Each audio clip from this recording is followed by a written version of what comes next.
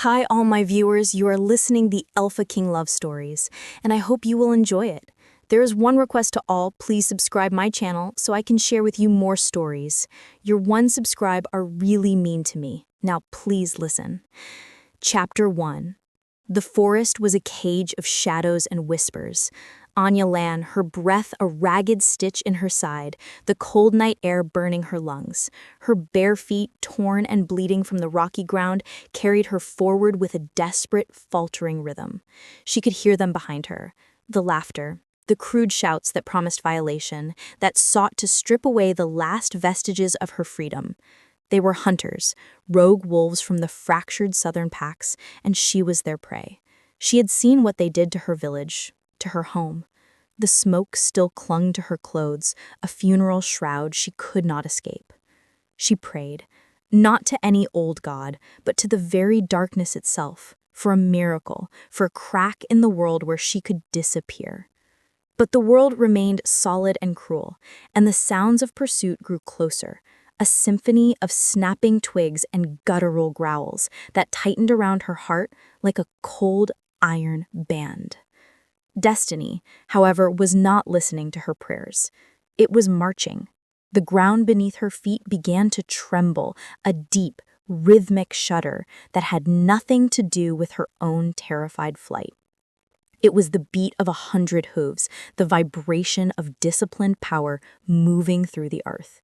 The rogues behind her fell silent, their predatory glee snuffed out by a sudden, primal fear. Anya stumbled, catching herself against the rough bark of an ancient oak, her chest heaving. She turned, pressing her back against the tree as the world erupted from the shadows. They emerged from the gloom like pieces of the night given form and fury, armored warriors on massive, dark-coated horses, their faces stern, their eyes glinting with a feral light that was human and something more. At their head rode a man who seemed to draw the moonlight into himself, leaving the rest of the world dimmer. This was Kalen, the Alpha King. His name was a legend spoken in fear across the war-torn kingdoms. He was the storm given a crown, the final verdict written in steel and unwavering will. He did not shout. He did not need to. His presence was a command, an absolute force that stilled the very air. The rogues, 5 of them, stumbled to a halt. Their bravado evaporating, they dropped to their knees as one, a reflex born of a terror deeper than any they had ever inspired. Kalen's gaze swept over them, a look of utter disdain that was more devastating than any weapon. Then his eyes found Anya. For a heartbeat that stretched into eternity, the world narrowed to that single point of contact. His eyes were the color of a winter sky, clear and pitiless. Yet in their depths, she saw not cruelty, but a profound, startling recognition. A jolt, like lightning striking her soul, seared through her terror. It was not fear she felt in that moment, but a terrifying sense of completion. As if a lock she never knew existed had just been turned by a key she had never seen. He moved. In one fluid motion, he was off his horse and standing between her and the rogues. He didn't draw his sword. His authority was weapon enough. You sought to violate her freedom. His voice was low, a rumble that vibrated in Anya's bones. It was not a question. It was a condemnation. You will now answer to my justice. With a slight nod from him, 2 of his warriors dismounted and seized the rogues, dragging them away into the darkness, without a sound. Their fate was sealed in that silent, efficient action. Then, Kalen turned to her. He was taller, more immense up close, yet the terrifying connection she felt made his size seem not threatening, but protective. He removed his heavy cloak, a garment of deep midnight wool lined with silver fur, and without a word wrapped it around her shaking shoulders. The weight of it was immense, carrying his scent, pine, cold stone, and a wild, clean power. It enveloped her, a tangible barrier against the world. "You are safe now," he said, and the words were simple, but they held the weight of an unbreakable vow. He lifted her onto his horse, settling her before him, his arms a secure cage on either side as he took the reins. Anya was too stunned, too overwhelmed by the sudden shift from certain doom to impossible rescue to speak. She was aware of every point where his body lightly brushed against hers, aware of the steady, powerful beat of his heart against her back. The warriors fell into formation around them, a silent, deadly escort. They did not ride back toward her burning village. They rode north, toward the mountains, toward a place of legends and nightmares, toward the stone citadel, the ancient seat of the Alpha Kings, a fortress said to be built by the first wolves, guarded by spirits and stone. As they rode, Anya's mind raced. Why her? Why would the most powerful ruler in the land intervene for a simple village girl? The answer hung in the air between them, unspoken, thrumming with the same strange energy that had jolted her when their eyes met.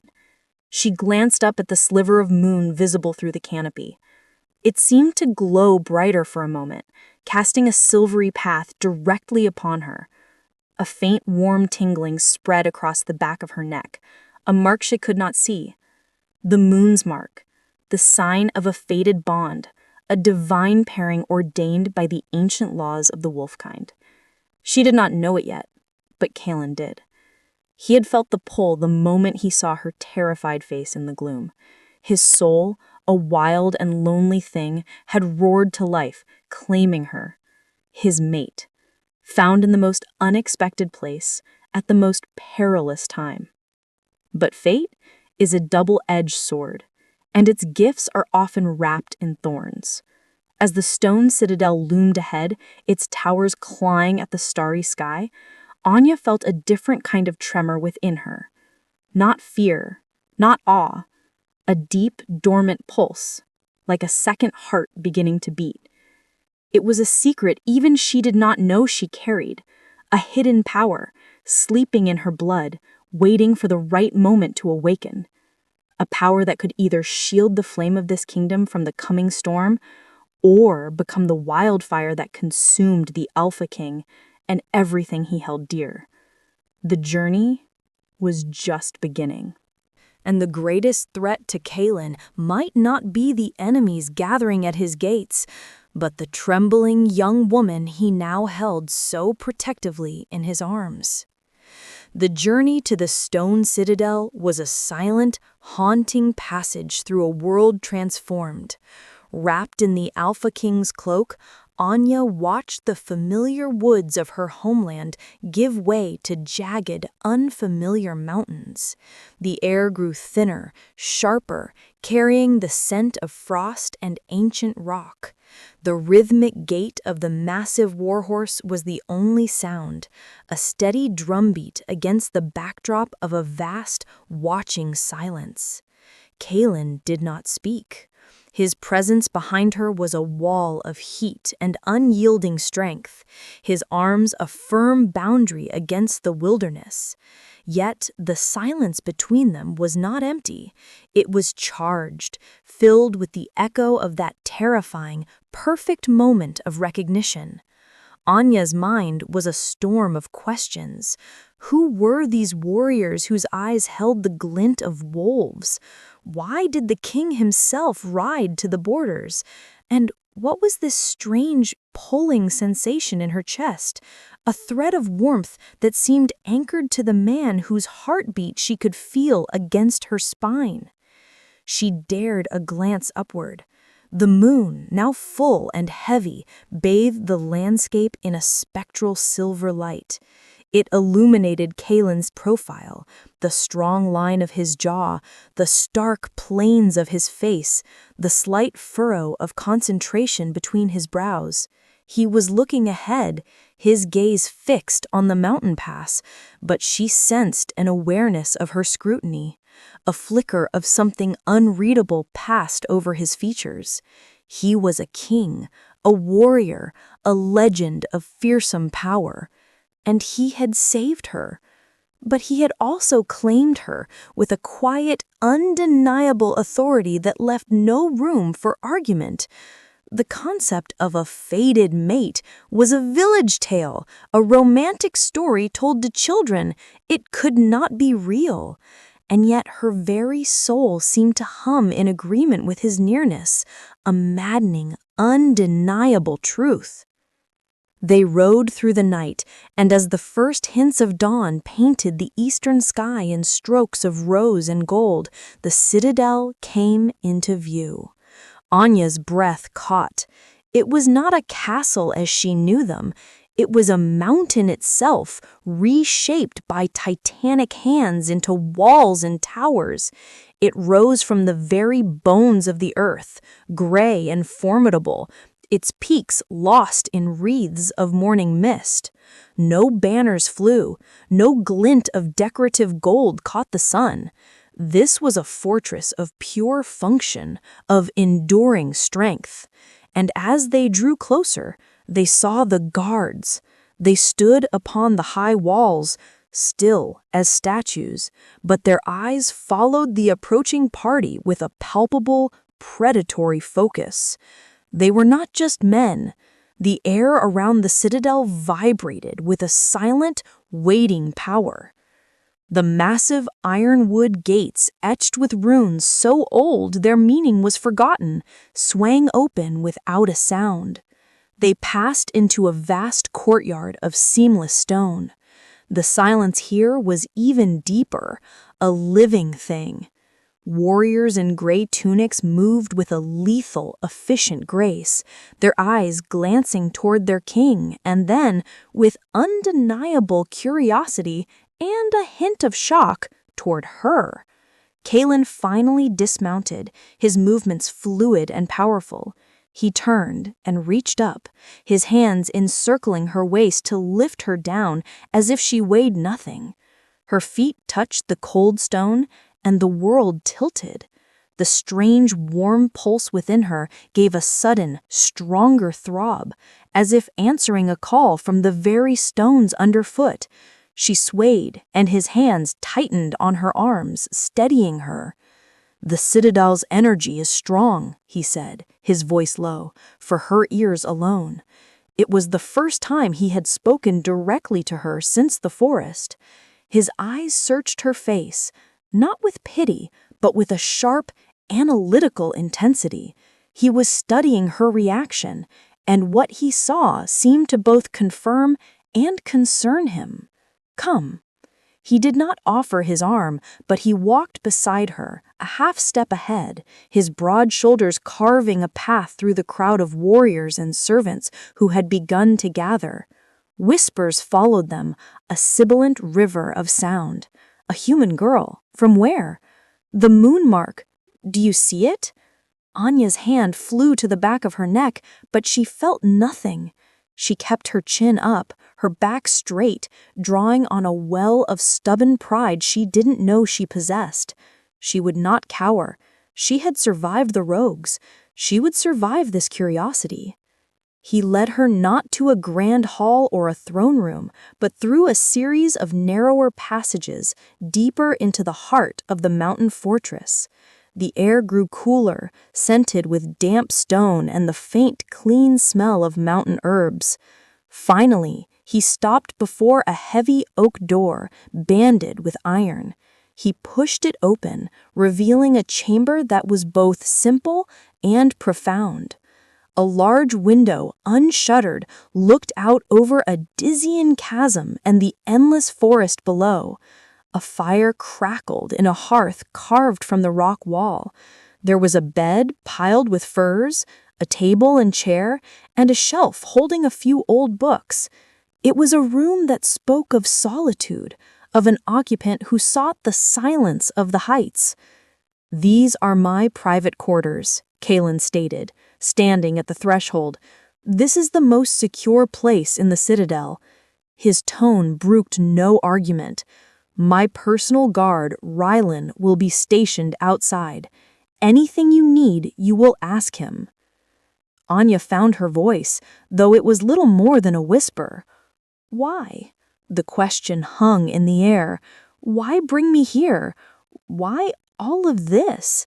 She gestured vaguely, encompassing the room, the protection, his overwhelming presence. Kalen turned his winter sky eyes on her fully, and for a moment the mask of the impassive king slipped. He saw a torrent of conflict there.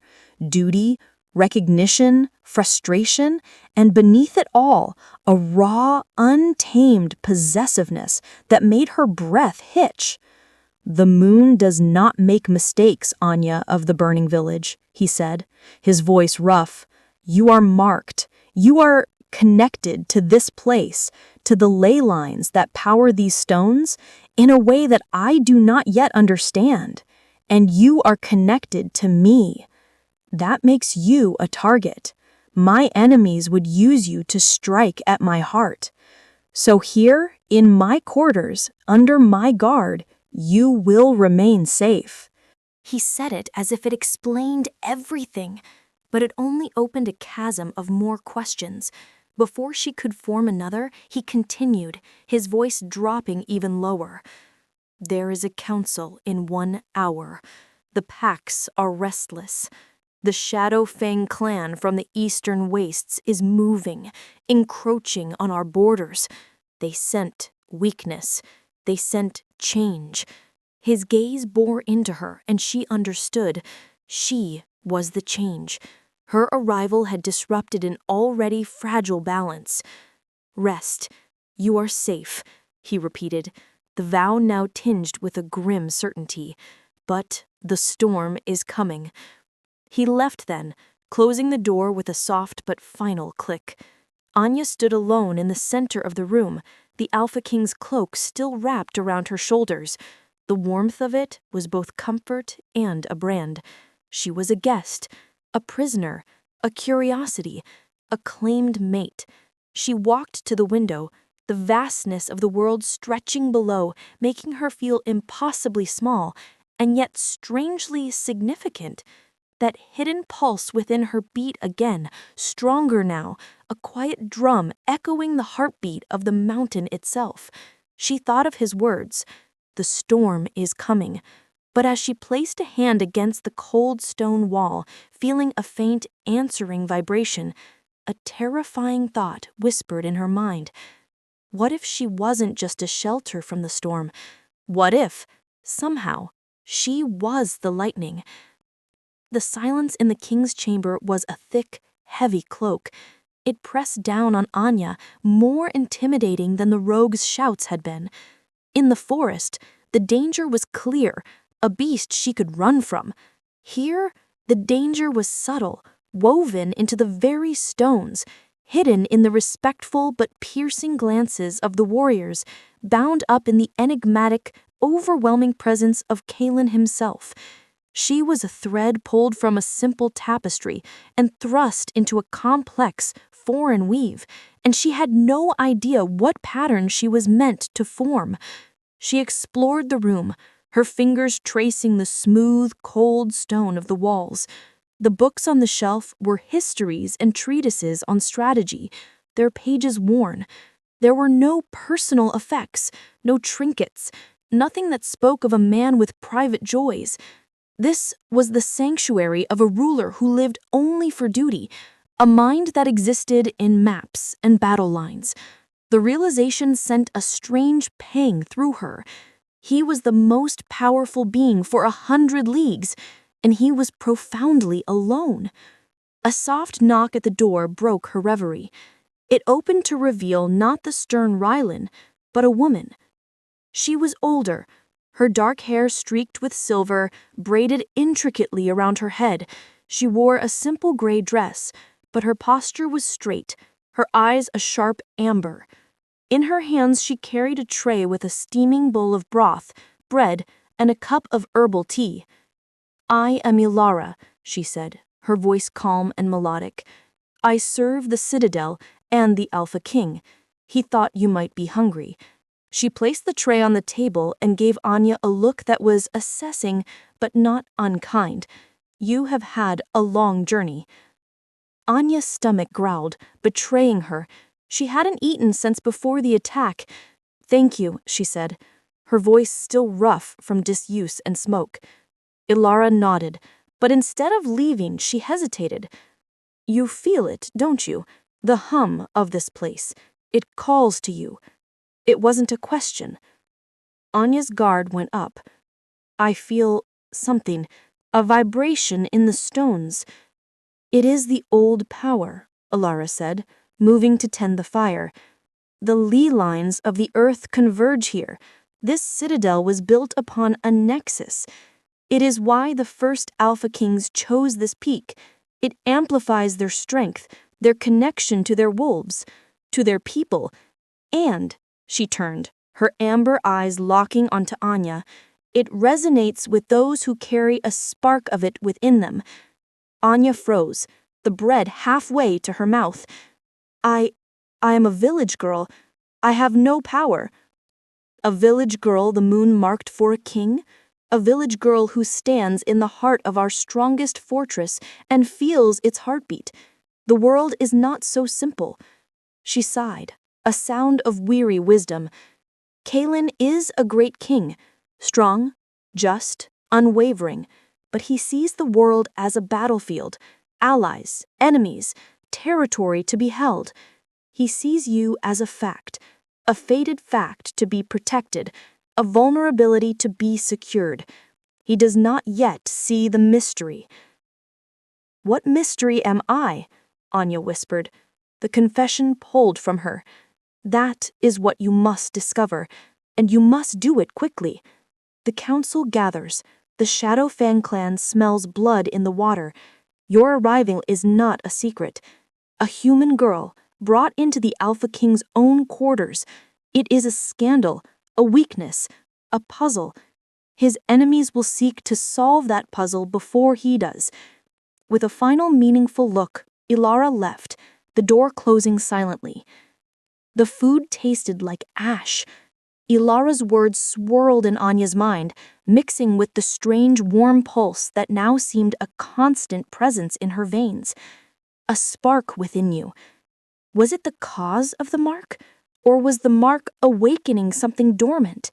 She thought of her grandmother, long past, who would tell stories of the old times, of spirits in the trees and songs in the stones. Her mother had hushed such tales, calling them superstition, but her grandmother's eyes had held a knowing glint. A distant, resonant sound echoed through the stone, a deep, melodic horn. The council was beginning. Anya was drawn to the door. She pressed her ear against the heavy wood, but heard only the steady breathing of Rylan on the other side. Frustration bubbled within her. She was at the center of this storm, and she was locked in a tower, ignorant. The pulse inside her gave a sudden sharp throb, almost like a protest. Without thinking, driven by an instinct she couldn't name, she placed her palm flat against the stone wall beside the door. The world shifted. It was not sight, not sound, but a knowing. A wave of sensation flooded her mind. She felt the immense, sprawling weight of the citadel, the network of passages like veins, the gathered energy in the great hall below. And she felt them, a congregation of powerful, swirling presences. Kalen's was a blazing sun of controlled power, a core of ice and fire. Around him were others, smaller stars, some steady and loyal, others flickering with agitation and ambition. And further out, at the edges of her perception, a cold, oily darkness, a presence that watched and waited. The Shadow Fang. It was a whisper of malice on the wind, a promise of teeth and shadows. Then she heard them, not with her ears, but through the stone, through the ley line energy Ilara had spoken of. Voices distorted as if through water, but clear enough. "Unprecedented, my king, to bring a human into our sacred heart." A voice, older, laced with disapproval. "She is not merely human, Alistair. The moon's mark is upon her. The ancient laws are clear." The ancient laws also speak of purity of blood, another voice, sharper, younger. Her presence weakens us in the eyes of the other clans. The Shadowfang gathers, and they whisper that your judgment is clouded by a fancy. A low growl vibrated through the stone, into Anya's very bones. It was Kaelin, a sound of pure, restrained fury. My judgment is my own, Ronan, and my strength is not so fragile that it can be clouded. She is under my protection. That is the end of it. But what is she? A new voice, calmer, more analytical. A woman's voice. The mark does not appear without reason. Has she shown any affinity, any sign of the old powers? There was a pause. Anya's heart hammered against her ribs. She could feel Kaelin's focus, his own frustration. He did not have the answer. Not yet, he finally said, his voice tight. But the Citadel reacts to her. The stones acknowledge her. We must be patient, and we must be vigilant. The Shadowfang will test us. They will see this as an opportunity. We double the patrols on the Eastern Pass. The connection shattered. Anya snatched her hand back from the wall as if burned, stumbling backward. She was panting, sweat cooling on her brow. What had she just done? She had reached out with a part of herself she didn't know existed and touched the heart of a secret council. The spark Elira mentioned was not a metaphor. It was a sense, a terrible, wonderful ability to connect to the power in the stone, to listen through the veins of the earth itself. The implications crashed over her like a wave. This was her hidden power, not swords or sorcery, but a deep, resonant empathy with the world's bones. And Kaelin didn't know. His council debated her as a symbol, a weakness, a mystery, but she was a listener in the walls. She was a key to a door no one else could see. A new fear, colder and more personal than any before, took root. If his own advisors saw her as a liability, what would they do if they discovered her true ability? Would they see it as a tool for the kingdom or as a threat to be eliminated? And Kaelin, he had vowed to protect her, but would that vow hold if he saw her power not as a part of his fated mate, but as a wild, unpredictable force he could not control?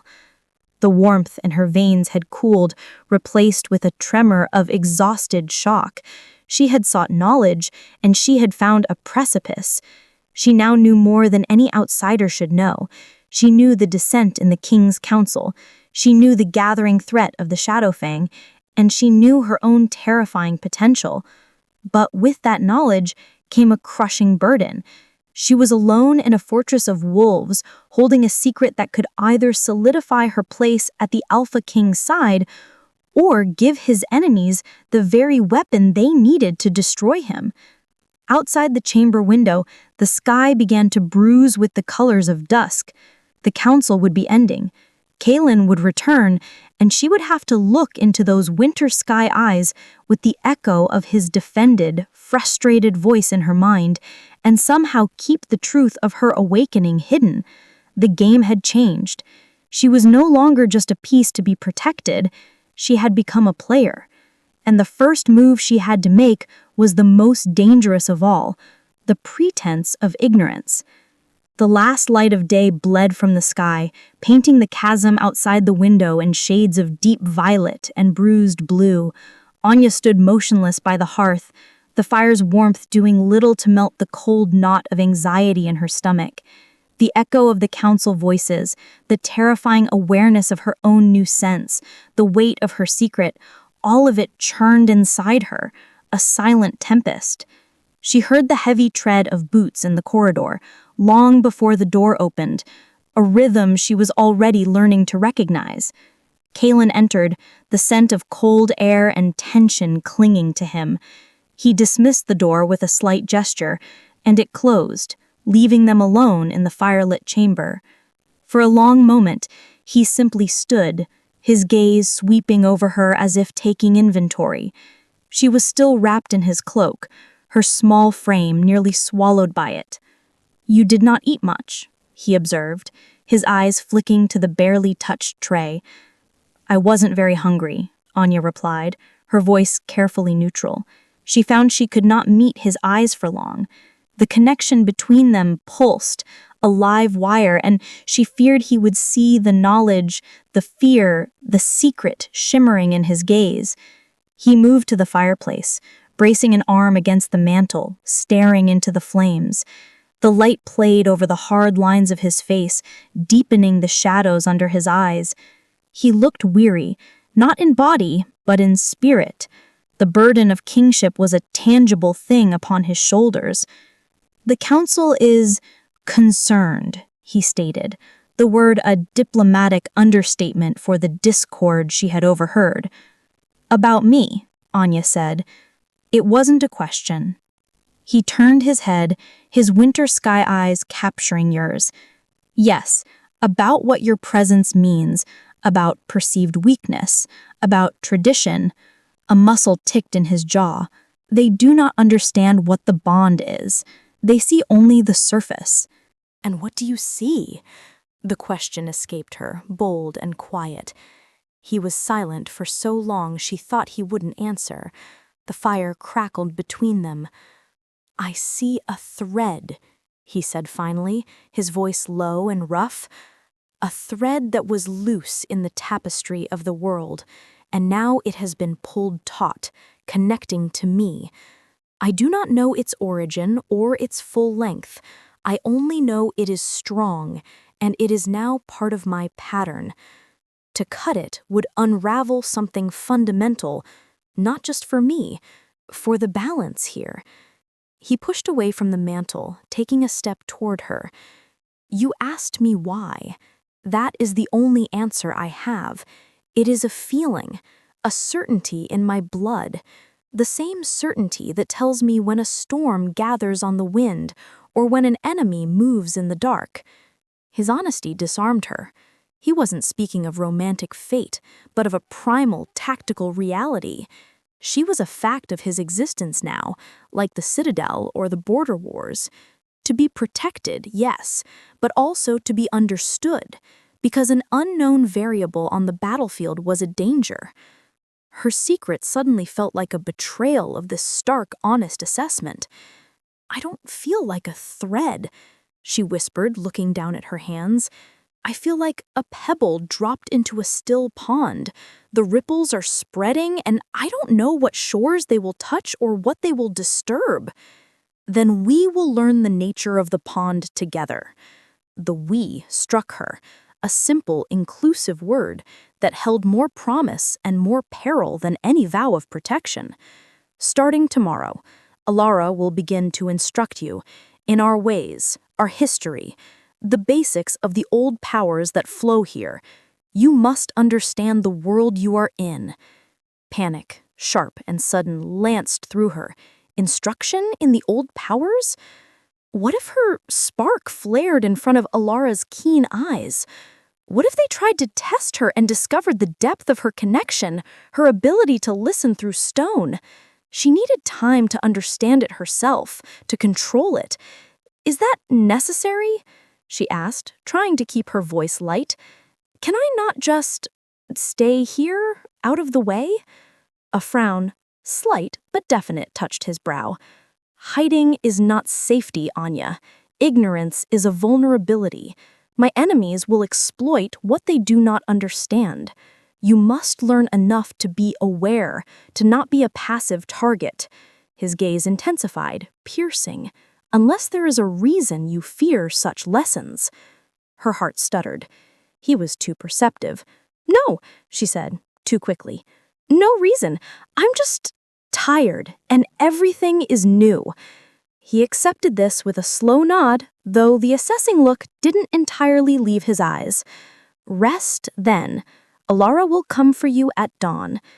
He moved toward the door, then paused. "The cloak suits you," he said, his tone unreadable.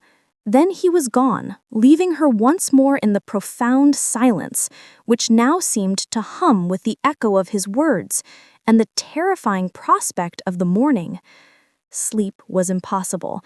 Every time she closed her eyes, she saw the swirling presences in her mind, heard the council's disputing voices.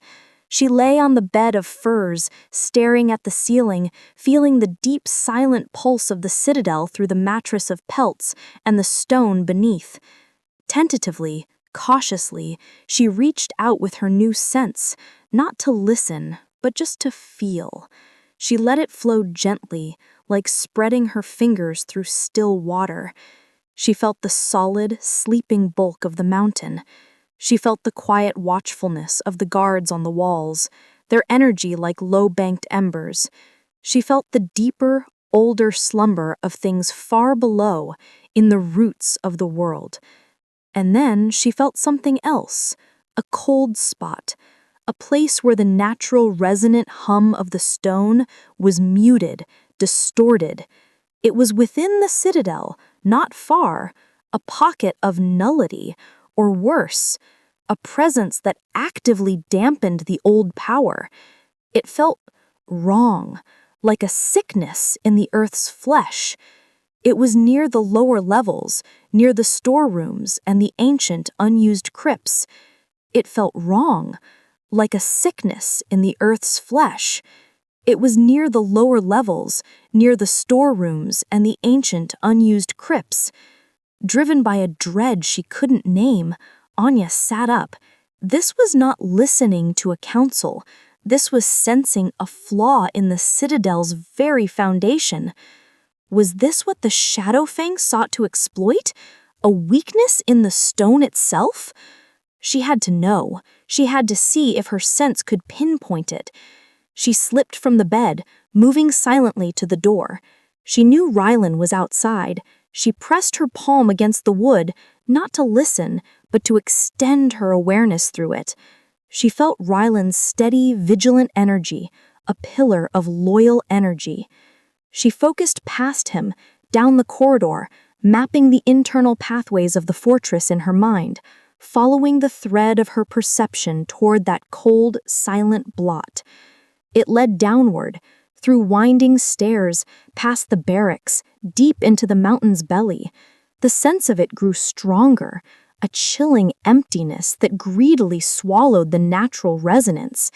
And then, at the very edge of her perception, she caught a flicker within that emptiness, a conscious, focused thought, not words, but intent, a sharp, greedy curiosity directed upward, directed toward the king's quarters, toward her.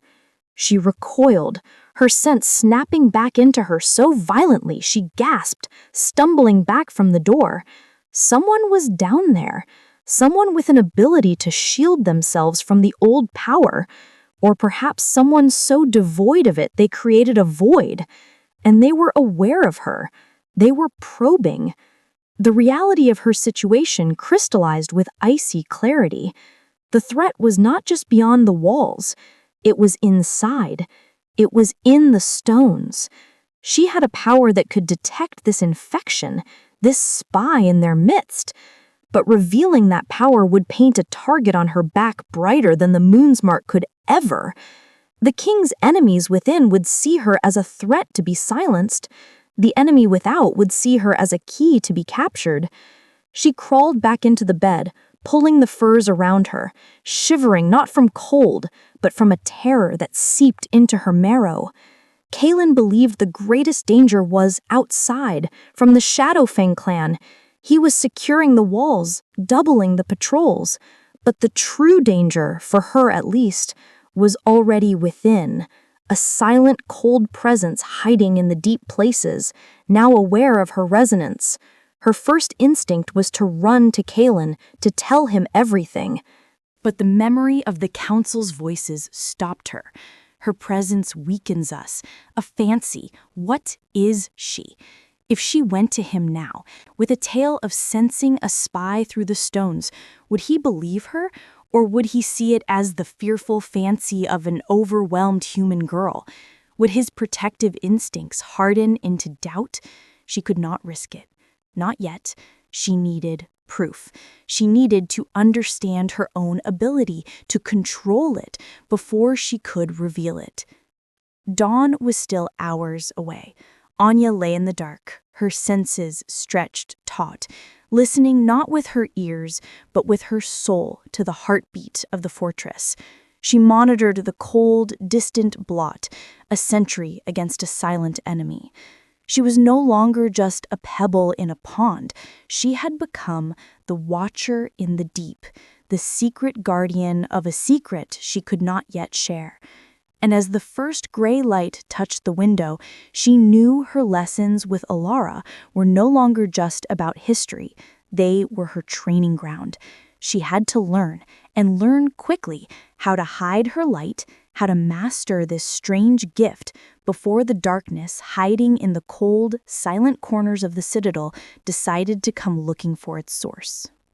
The dawn came not with gentle light, but with a piercing, silvery clarity that sliced through the mountain mist. Anya had not slept. Her awareness had remained tethered, a fragile thread of consciousness monitoring the cold, silent blot deep below. It had not moved, but its presence was a constant drain, a chill at the edge of her soul. When a soft knock came at the door, she jolted, the connection snapping back. Alara entered, her expression serene, but her amber eyes missed nothing. She took in Anya's pale face, the shadows under her eyes, the way she sat rigidly on the edge of the bed. "The night was unkind, I see," Alara said, placing a fresh set of clothes on the table, simple, sturdy garments of gray wool, similar to what the citadel's servants wore, but of finer make.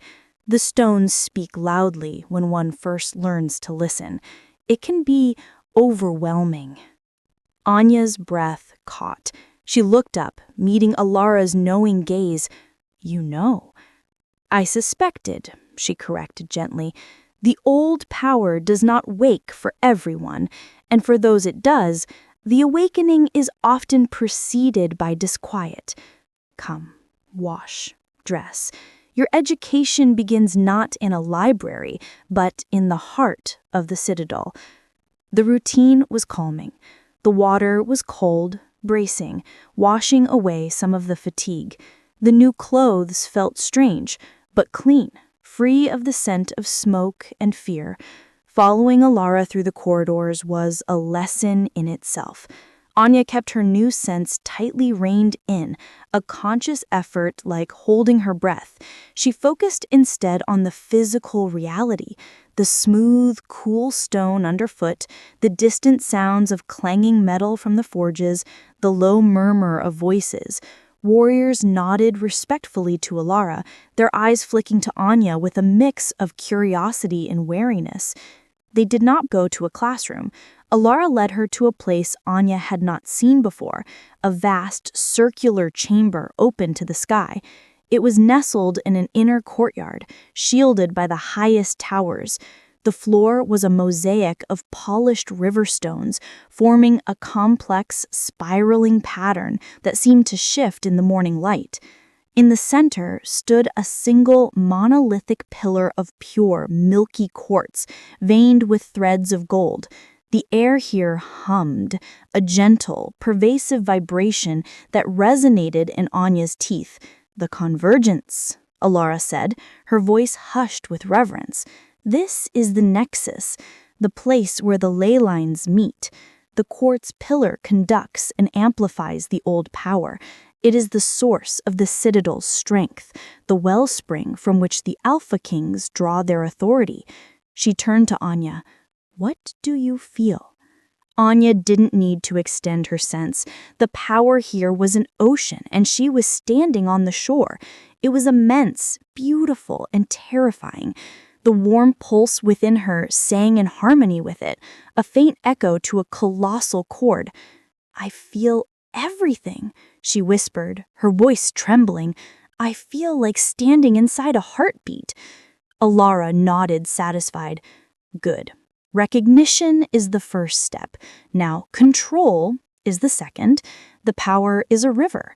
You can let it sweep you away, or you can learn to step into its current, to use its current. She gestured to the mosaic floor. Sit. Close your eyes. Do not reach out. Do not listen. Just be. Feel the energy around you. Then imagine drawing a single thread of it towards you, not to use, just to hold. It was agonizingly difficult. With the cold, malignant presence still lurking in her memory, the idea of willingly touching this vast power was frightening. What if I couldn't control it? What if it roared through me and revealed me to every sensitive being in the citadel, including the one in the depths? She took a shaky breath, trying to quiet her mind. Minutes passed. She felt the thrumming energy, the alive stone beneath her, the singing pillar.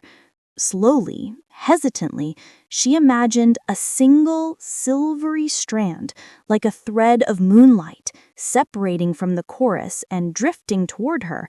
To her astonishment, she felt a corresponding tug in her core. A gentle warmth, separate from her own pulse, settled in her palm. She opened her eyes. There was nothing visible, but the sensation was undeniable. A coil of potential energy resting lightly in her hand, responsive to her will. Alara's eyes widened slightly. Remarkable. Most take days to even sense the individual threads. There was a new respect in her gaze. Now, release it. Let it flow back into the whole. Anya did, and the warmth dissipated, rejoining the ocean of power. The exercise left her feeling both drained and exhilarated. What is this for? What can a thread of power do? At first, very little. Sense the truth in stone, encourage a seed to sprout, soothe the fever, Alara said pragmatically. It is the language of the world, not a weapon. But to understand the language is to understand the one who speaks it. And to understand this place, you must understand its language. Her expression grew serious. There are those, like the Shadow Fang, who seek to twist this language, to use the old power not for harmony, but for domination. They create voids, tears in the fabric. They poison the wells. She looked intently at Anya. You must learn to recognize that corruption as well. A healthy stone sings. A sick stone is silent, or it screams. Anya's blood ran cold. The cold blot in the lower levels, the sick silence. Was that a void? A poisoning? She forced her expression to remain neutral. How would I recognize such a thing? With your mind's eye, with the sense you are now cultivating, it will feel like a hunger, a cold, sucking hunger that feeds on the life of the power around it. Ilara studied her. Have you felt something like that already? The direct question was a trap and an opportunity. Anya chose her words with care. Last night, everything felt so loud.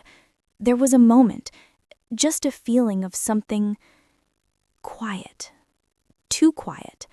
But it was probably just my imagination, my fear. Ilara's gaze was piercing. In this place, little, is just imagination. Trust your instincts. They are the voice of the power within you. If you feel that quiet again, note it. Remember it. But do not, under any circumstances, seek it out alone. The warning was delivered with absolute gravity. A void is not empty. It is often filled with what was cast out or with what chooses to dwell in such darkness. The lesson continued for hours. Ilara taught her grounding exercises, ways to shield her own emerging light, metaphors for understanding the flow of energy. It was mental and spiritual training as strenuous as any physical labor. When they finally left the convergence, the sun was high. Anya's head ached, but her mind felt clearer, sharper. She had tools now, however rudimentary. As they walked back through the citadel, passing the entrance to the great hall, the doors were open. Inside, Kalen sat upon a simple stone throne, listening to a report from a dust-covered scout. His profile was stern, his focus absolute. But as if sensing her gaze, he turned his head. His eyes found hers across the crowded hall. The connection sparked, that now familiar jolt of recognition and warmth. But for the first time, Anya saw something else in his look, a flicker of scrutiny, a king assessing a new element in his strategic equation. He gave a faint, almost imperceptible nod before turning back to the scout. The moment shattered the fragile peace of the morning's lesson. He was watching her, learning her, and she was hiding the most important thing she was learning from him. Later, alone in the chamber, while Ilara fetched the midday meal, Anya dared to reach out again, with more control this time. She sought the cold spot. It was still there, a blot of silence. But something had changed. Around its edges, she felt a new, frantic energy, scrabbling, searching. It was no longer just a passive void. It was active. It was looking for the source of the new, gentle resonance it had detected, the resonance of her practicing in the convergence. Her secret was already causing ripples. The enemy within had felt her tentative touch on the old power.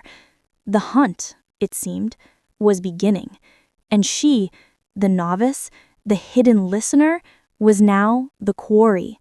The safety of the king's chamber felt like an illusion. The stone walls were no longer just protection, they were a medium, a conduit that could carry her signature as easily as it carried the whispers of conspirators. She had to learn faster.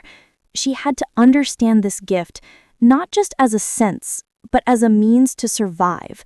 For if the cold silence found her before she was ready, not even the Alpha King's vow would be enough to save her. The days began to form a new, precarious rhythm. Dawn brought Ilara and the profound, exhausting lessons in the convergence chamber.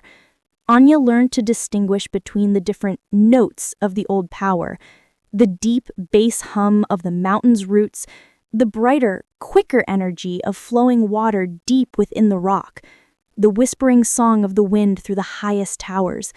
She built brick by mental brick a shield around her own core, a blurring of her personal resonance so she wouldn't shine like a beacon to anyone else who might be listening.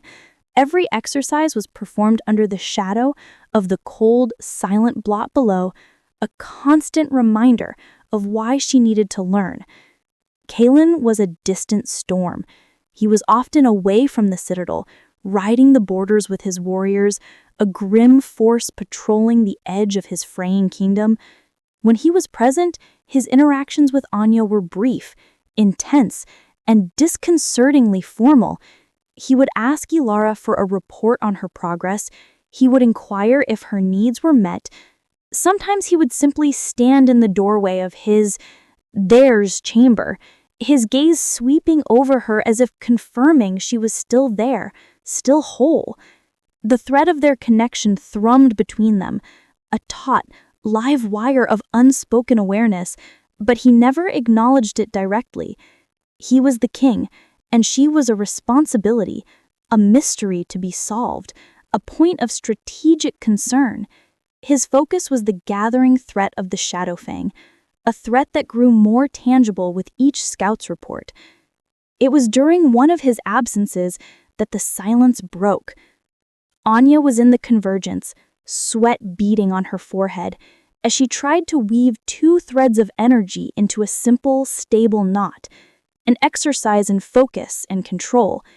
Ilara watched, her expression encouraging. Suddenly, a violent tremor passed through the stone floor, not physical, but energetic, a shockwave of wrongness. It was a spike of pure corrosive malice emanating from the direction of the cold blot. It was followed by a soundless, psychic scream of agony, the scream of the old power itself being wounded. Anya cried out, her constructed knot unraveling in a burst of disordered energy as she clutched her head. Ilara staggered, her face pale. "By the stones," the older woman breathed, her composure shattered. "But it came from inside," Anya gasped, the truth tumbling out. "The cold place, deep down near the crypts. I felt it since the first night. A void, a sick silence."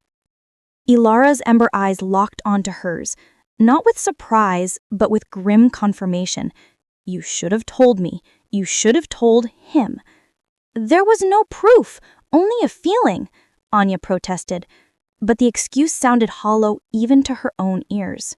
"No time for that now," Ilara said, her voice turning sharp with command. "If the Nexus is wounded, the Citadel's defenses weaken.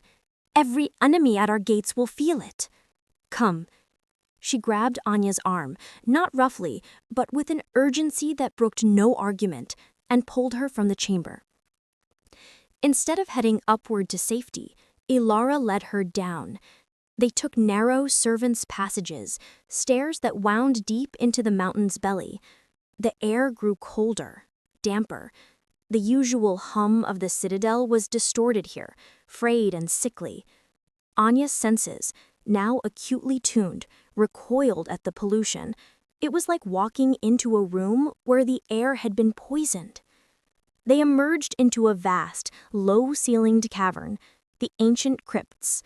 Stone biers held the remains of long-dead Alpha Kings and their mates. At the far end, where the natural rock met the citadel's foundational stones, was the source of the corruption. A section of the wall looked burned, not by fire, but by a lack of fire. The stone was gray, lifeless, and crumbled at the edges. Kneeling before it was a figure in the gray tunic of a citadel scribe, a young man with a pale, intense face.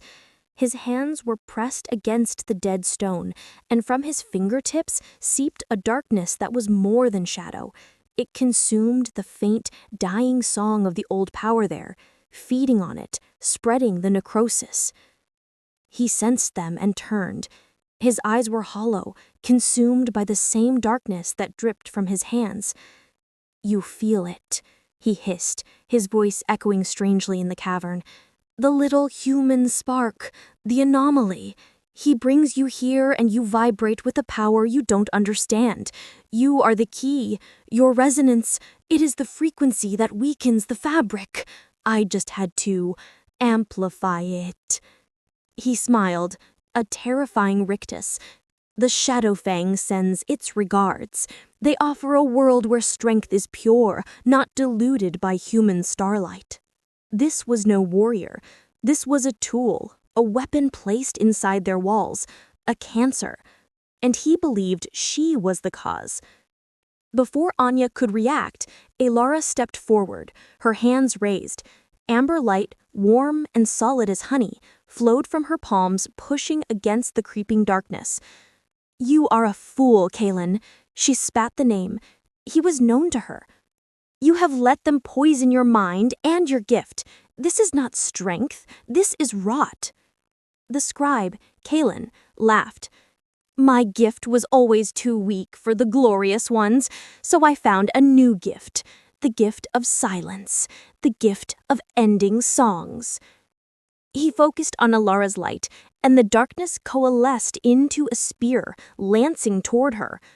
Ilara grunted, her light dimming as she deflected it, but it was a struggle. The void he created sapped the very power she tried to wield. Anya stood frozen, terror a cold hand around her throat. This was it, the hidden enemy, and he was winning. She felt the citadel's pain, a deep, mournful ache in the stone. She felt Ilara's strength faltering. The threads of energy in the cavern were thin, sick, useless. But the power is a river. You can step into its flow. Ilara's lesson echoed in her panic. This was not the clean, powerful flow of the convergence. This was a choked, poisoned trickle, yet it was all there was. Acting on instinct, Anya dropped her mental shields. Instead of reaching for the weakened local energy, she did something else. She thought of the heart of the citadel. She thought of the quartz pillar, the blazing sun of power at the convergence. And she didn't try to pull a thread to her. She imagined herself as a conduit, a single, clear channel. She focused on the connection she felt to this place, to its stones, and she opened herself. It was like being struck by lightning. Power, pure and undiluted, did not flow to her. It flowed through her. It was not a gentle thread, but a torrent. It screamed along the pathways of her nervous system, a blinding, silent cascade of energy that had no target, no direction. She couldn't control it. She could only be it. A wave of visible force, silvery and shimmering like heat haze, erupted from her. It didn't attack the scribe. It washed over the entire cavern, over the dead stone, over Elara, over the darkness. Where it touched the necrotic patch on the wall, the gray dead stone didn't feel, but it stopped crumbling. The advancing darkness from Kaelin's hands sizzled and recoiled, repelled by the sheer, undirected volume of life. Kaelin screamed, a sound of shock and pain, clutching his hands to his chest as if burned.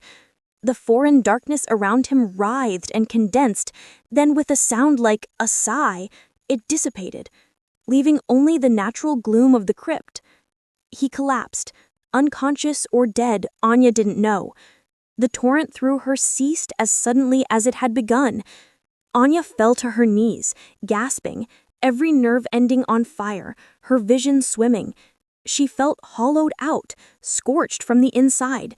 Elara rushed to her side, catching her before she crumpled fully. "Foolish, brave girl. You channeled the heart fire. No novice should even attempt it." She looked at the stabilized but still wounded section of wall. "You didn't heal it, but you stopped the bleeding. You gave us time."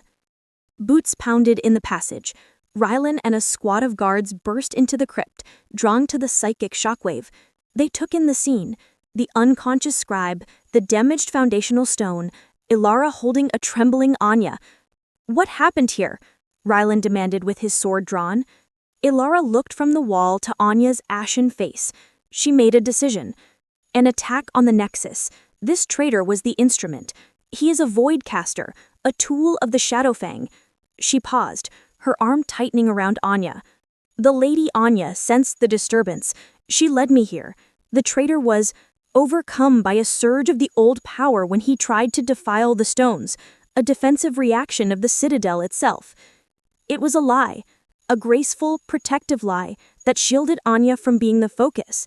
It made the citadel the hero, not the unknown human girl with impossible power." Rylan's eyes narrowed, but he nodded, accepting the authority in Alara's tone. He barked orders to secure the traitor and the area. As she was helped to her feet, leaning heavily on Elara, Anya understood. The game had escalated. The enemy had made their first move from within, and she had been forced to reveal a fraction of her potential, not as a controlled skill, but as a catastrophic reflex. Elara had covered for her, but the truth was a crack in the foundation now. Kaelin would hear of this. He would know a voidcaster had been inside his walls, attacking the Nexus. And he would know she was there. She had stopped a disaster, but she had also stepped from the shadows into a dangerous, flickering light.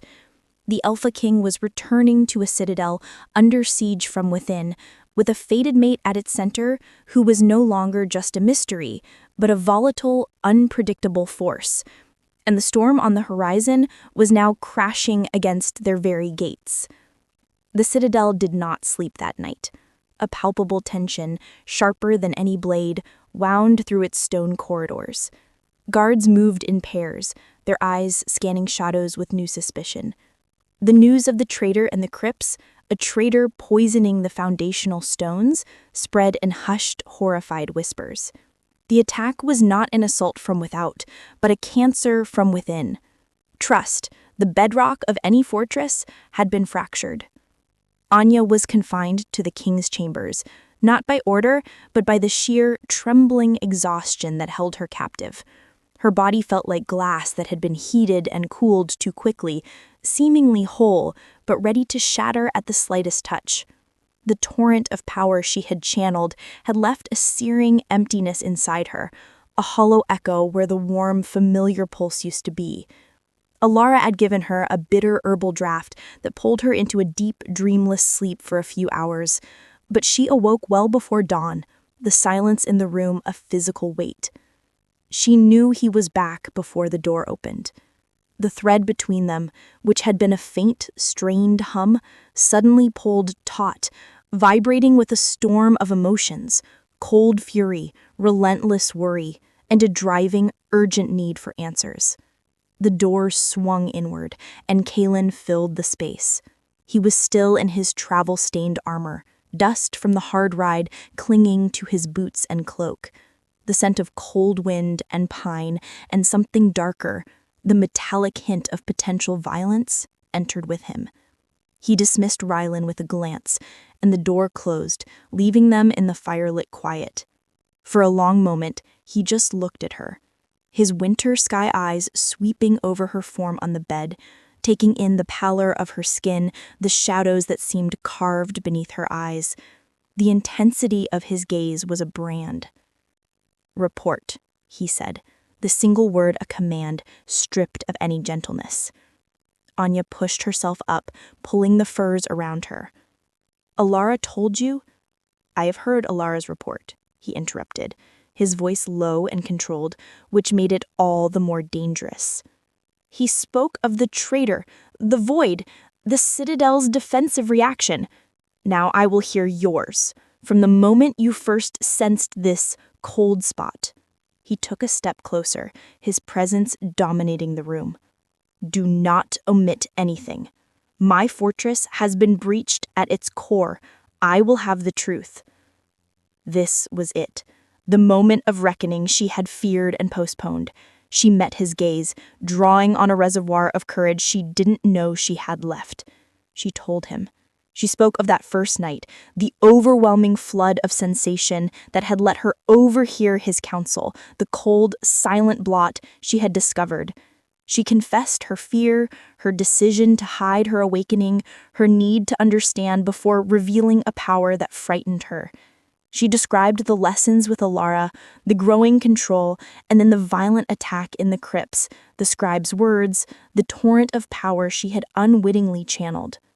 Her voice wavered, but did not break. She laid it all bare, the secret she had guarded, now offered up to his judgment. When she finished, the silence was profound. Kalen had not moved, his expression an unreadable mask of stone. The fire crackled, the only sound in the thick quiet. "You listened to my counsel," he said finally, his tone flat. "Through the stones." "Yes." "You concealed a potential threat, a vulnerability within my own walls." "I didn't know what it was. I had no proof, only a feeling." "A feeling," he repeated, the word laced with icy scorn. "And in your caution, you left a cancer to fester until it attempted to murder the heart of my kingdom."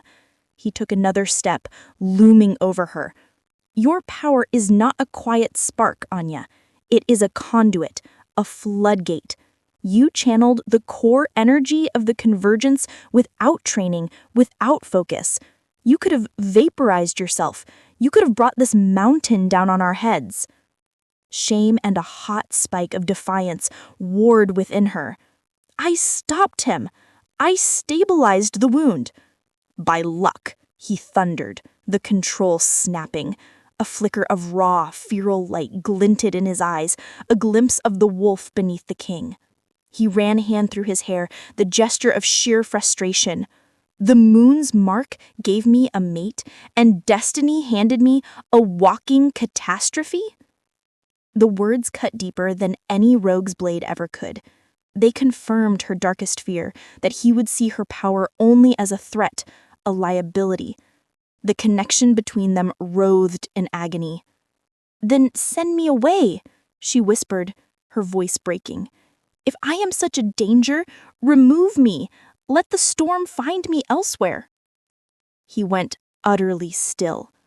The fury drained from his face, replaced with something colder, more absolute. No, the word was final, the sound of a portcullis slamming down. That is no longer an option. The Shadow Fang knows of you now. The traitor's last act would have been to send a message. They know a human girl with a connection to the old power resides here. You are a prize, a key, as he said.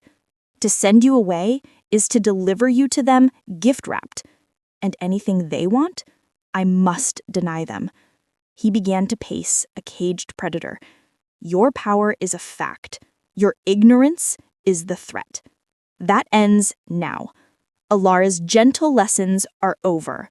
You will be trained, not as a student, but as a soldier of this power.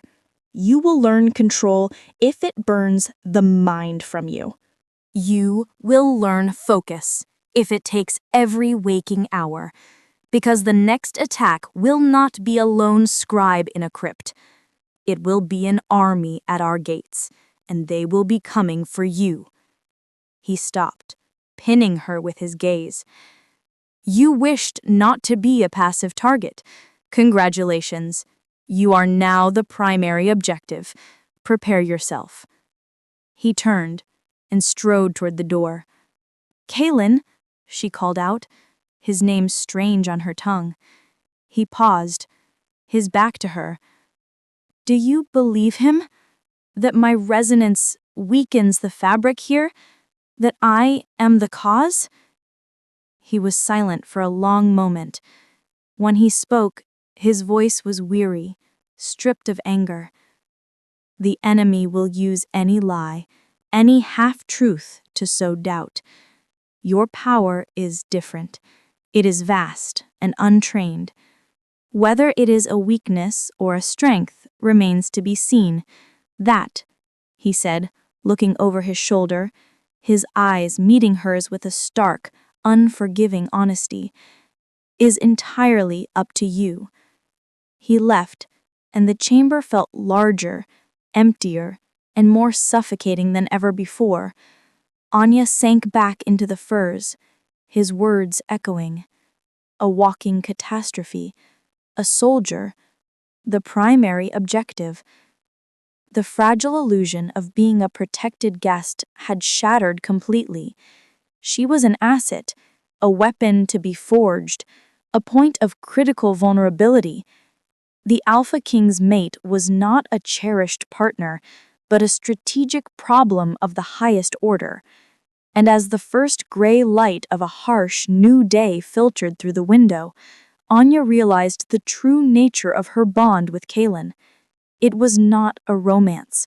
It was a pact, sealed by the moon and tempered in the cold fire of necessity. He would protect her because he had to. He would train her because he must. And she would have to learn, not just to control the power, but to wield it. For the next time the cold silence came, it would not be a single void caster in a crypt. It would be a tide of shadows, and she would have to stand not behind the Alpha King, but beside him. The thought was terrifying. But for the first time, buried beneath the fear and the hurt, she felt a tiny, stubborn ember of determination. She was done being a pebble, a thread, a mystery. It was time to become something else, whatever the cost. The forge of Anya's new training was not the serene convergence chamber, but a stark, isolated cell deep within the mountain's most solid heart. The room was circular, hewn from seamless black basalt that absorbed both sound and light. There were no windows, only a single iron door. In the center of the floor was a small, crude circle of the same milky quartz as the Great Pillar. But this one was inert, a dead node. This was the null chamber, a place where the natural flow of the old power was muted to a faint, distant whisper. Here, there would be no torrent to accidentally channel, no overwhelming currents to sweep her away. Here, She would have to find the spark within herself and coax it to life alone. Kaelin was not her teacher. Alara, with her gentle metaphors and patient guidance, was forbidden from the chamber. Her new instructor was Torin, the mountain's master of arms, a man of few words and a gaze like granite. He was a warrior who had honed his own physical strength to its peak, and he approached her power with the same brutal pragmatism. "Power is a muscle," he stated on that first grim morning, his voice echoing flatly in the dead space. "You will not touch the energy of this place. You will find your own. Light the quartz." Anya stood before the small, dead circle. She reached out with her sense, seeking the familiar hum. She found only a faint, hollow echo, like a dried-up riverbed. "There's nothing here to light," she said, frustration edging her voice. "Then create the fire from your own tinder," Torn replied, unmoved. "The stories say the first wolves pulled the moon's light from their own souls to kindle the old power. Find your soul and kindle it." It sounded like madness. For hours she sat, knelt, stood before the quartz, straining, reaching inward. She felt only the hollow ache left by the channeling, the fatigue, and a growing sense of futile despair. Torin watched, silent as the stone around them, offering no encouragement, no advice. His presence was a goad, a constant reminder of Kaelin's decree: control if it burns the mind from you. At the end of the first day, the quartz remained dark. Her head pounded from the effort. Torin simply nodded. Tomorrow. The routine was relentless. Dawn to dusk in the black basalt cell, the utter silence and isolation were as much a weapon as the exercises. She was cut off from the comforting heartbeat of the citadel, from Alara's wisdom, from everything familiar. She was alone with her failure and Torin's impassioned stare. On the third day, something shifted. In her frustration, she stopped reaching and simply remembered. She remembered the feel of the sun on her face in her village garden, the smell of her grandmother's herb bundles, the sound of the stream where she drew water. Simple, human memories, untouched by power or prophecy. A warmth, fragile and entirely her own, kindled in her chest. It was not the borrowed fire of the convergence. It was a small, steady candle flame of self. Tentatively, she cupped that inner warmth in her mind and offered it to the dead quartz. She did not force it. She simply presented it. A gift. A single pinpoint of soft gold light flickered in the center of the white stone. It lasted only a heartbeat before winking out. She gasped, the effort draining the warmth from her completely, leaving her shivering. But she had done it. Torin, for the first time, showed a reaction, a slight, slow blink. "Good," he grunted. "Now do it again, and make it last." The breakthrough changed everything. The power was not just something out there to be harnessed. Its root was in here, in her own experiences, her memories, her will. The old power amplified it, resonated with it, but the source was her own spirit. This was why the Citadel reacted to her, not because she was a passive key, but because she carried a unique, vibrant song within her, and the stones were an instrument waiting to be played. Then Torin introduced a basin of water. Move the light from the stone to the water, not as a reflection, as a transfer. It was learning a new language of thought. She had to hold her inner flame, then imagine its essence, its lightness, leaping the gap. The first dozen attempts resulted only in a flickering stone and still water. Then, on a day when her concentration was sharpened by a particularly vivid memory of her mother's laughter, she saw it. A tiny radiant mote, like a living spark, drifted from the quartz and touched the water's surface. Where it touched, the water glowed from within, a soft, contained radiance that pulsed in time with her heartbeat. A profound, quiet joy filled her. This was control. This was creation. It was minuscule, but it was hers. Torin's methods grew more complex. He brought in a shriveled seed. Give it the memory of the sun. He brought a piece of cold, forged iron. Convince it to remember the warmth of the forge. Each task was a puzzle, a delicate act of empathetic persuasion using her own inner energy as the catalyst. She failed often, but she succeeded enough to feel the muscle of her power, once spasmodic and dangerous, growing steadily stronger, more responsive. Weeks passed. She saw Kalen only at a distance, in the halls or courtyards. He would acknowledge her with a curt nod, his eyes assessing, looking for signs of progress or instability.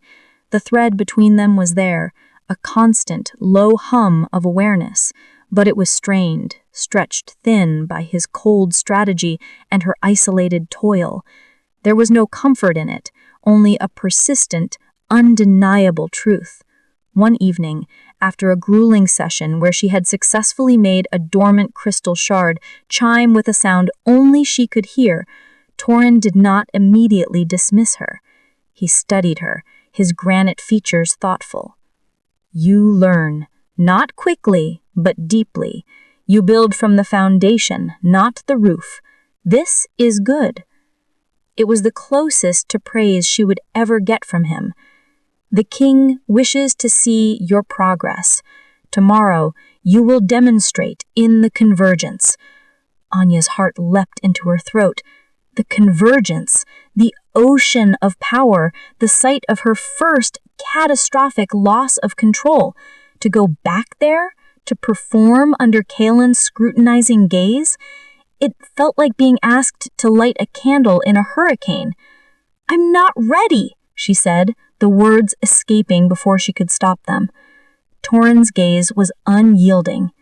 The enemy does not care for readiness. They are coming.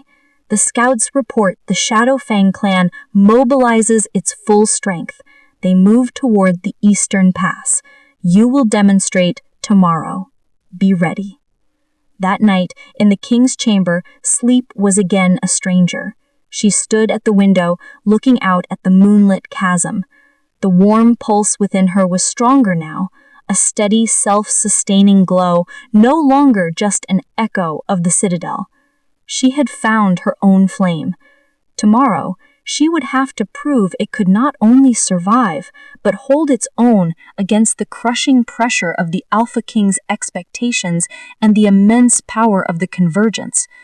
She thought of the cold, searching silence that had been the Voidcaster. The Shadowfang was coming. They believed her resonance was a weakness. Tomorrow, she had to begin to show them and the king that they were wrong. The weapon he saw was being forged, yes, but she was determined it would be a shield first. Her first act of true control would not be an attack, but a defense. She just had to figure out how, with only a candle flame to stand against the coming dawn. The air in the convergence chamber thrummed with a different tension than before. It was not the serene, oceanic power Anya remembered from her lessons with Ilara, but a charged, anticipatory silence. Kalen stood by the quartz pillar, his arms crossed over his chest, a statue carved from expectation and impatience. Flanking him were Ilara, her expression carefully neutral, and Torin, his usual granite stoicism in place. A few of the senior pack leaders were also present, Alistar, the elder who had voiced disapproval, and Ronan, the younger, sharp-tongued one. Their presence turned a progress report into a tribunal. Anya walked to the center of the mosaic floor, the spiral seeming to shift under her feet. The immense power of the place pressed in on her, a roaring in her blood that was both invitation and threat. She could feel the skeptical eyes of the pack leaders, the weight of Kalen's gaze. The thread between them felt like a plucked wire, vibrating with his focused intensity. "Begin," Kalen said. No preamble. Torin stepped forward. "The exercise is threefold. First, demonstrate core ignition and sustainment without external draw. Second, transfer and imprint upon a neutral object. Third, maintain a defined shield under pressure." He placed 3 items before her: a small, dull river stone, a cup of pure water, and a slender, bare branch from a winter tree. Anya closed her eyes, shutting out the audience. She found the quiet center within herself, the place she had cultivated in the black basalt cell. She thought not of the roaring power around her, but of the quiet morning in her village, the first birdsong, the feeling of peace before the day's work. From that memory, she kindled her own inner flame. A soft, gold light emanated from her palms, hovering just above her skin. It was small, contained, and it burned steadily without flicker, drawing nothing from the colossal energy of the pillar. It was wholly hers. You heard a faint, grudging murmur from the elders. She opened her eyes and moved to the river stone. Cupping her hands around it, she poured the memory of the river's current, of smoothness and enduring strength into her light and then into the stone. The dull gray surface began to glow with a deep, steady, amber light from within, as if it held a piece of captured sunset. It was no longer just a rock. It was a stone that remembered its origin. Next, the water. She let a single, radiant drop of her energy fall from her fingertip into the cup. The water swirled, not with movement, but with light, becoming a tiny self-contained galaxy of shimmering gold. So far, so good. The pack leaders were watching closely now, their skepticism tempered by clear surprise. Kalen's expression was unreadable. "The shield," Torin intoned. This was the true test. Torin nodded to Ronan. The young pack leader stepped forward, a confident, almost cocky tilt to his head. He was a warrior, his power not of delicate creation, but of raw physical force amplified by the old power. He raised a hand, and a wave of concussive pressure, invisible but tangible, slammed toward Anya. It was a testing strike, not meant to injure, but to overwhelm. Instinct screamed at Anya to duck, to run, to channel the massive power of the convergence to blast it aside. But that was the old way, the catastrophic way. Instead, she pulled her light back to herself, not as a wall, but as a skin. She imagined it as a spear of polished, resonant crystal around her, not solid, but vibratory. She imprinted upon it the memory of the citadel's unyielding foundations, the patient, immovable strength of the mountain itself. Ronan's force wave hit the shield. There was no loud clash. The energy didn't shatter or deflect violently. Instead, Anya's shield absorbed the frequency of the attack, humming in resonance for a moment, and then dispersed it harmlessly into the floor of the convergence, a ripple that faded into the larger power of the nexus. The shield glimmered visibly for a second, showing the intricate, web-like pattern of her will, then faded to transparency.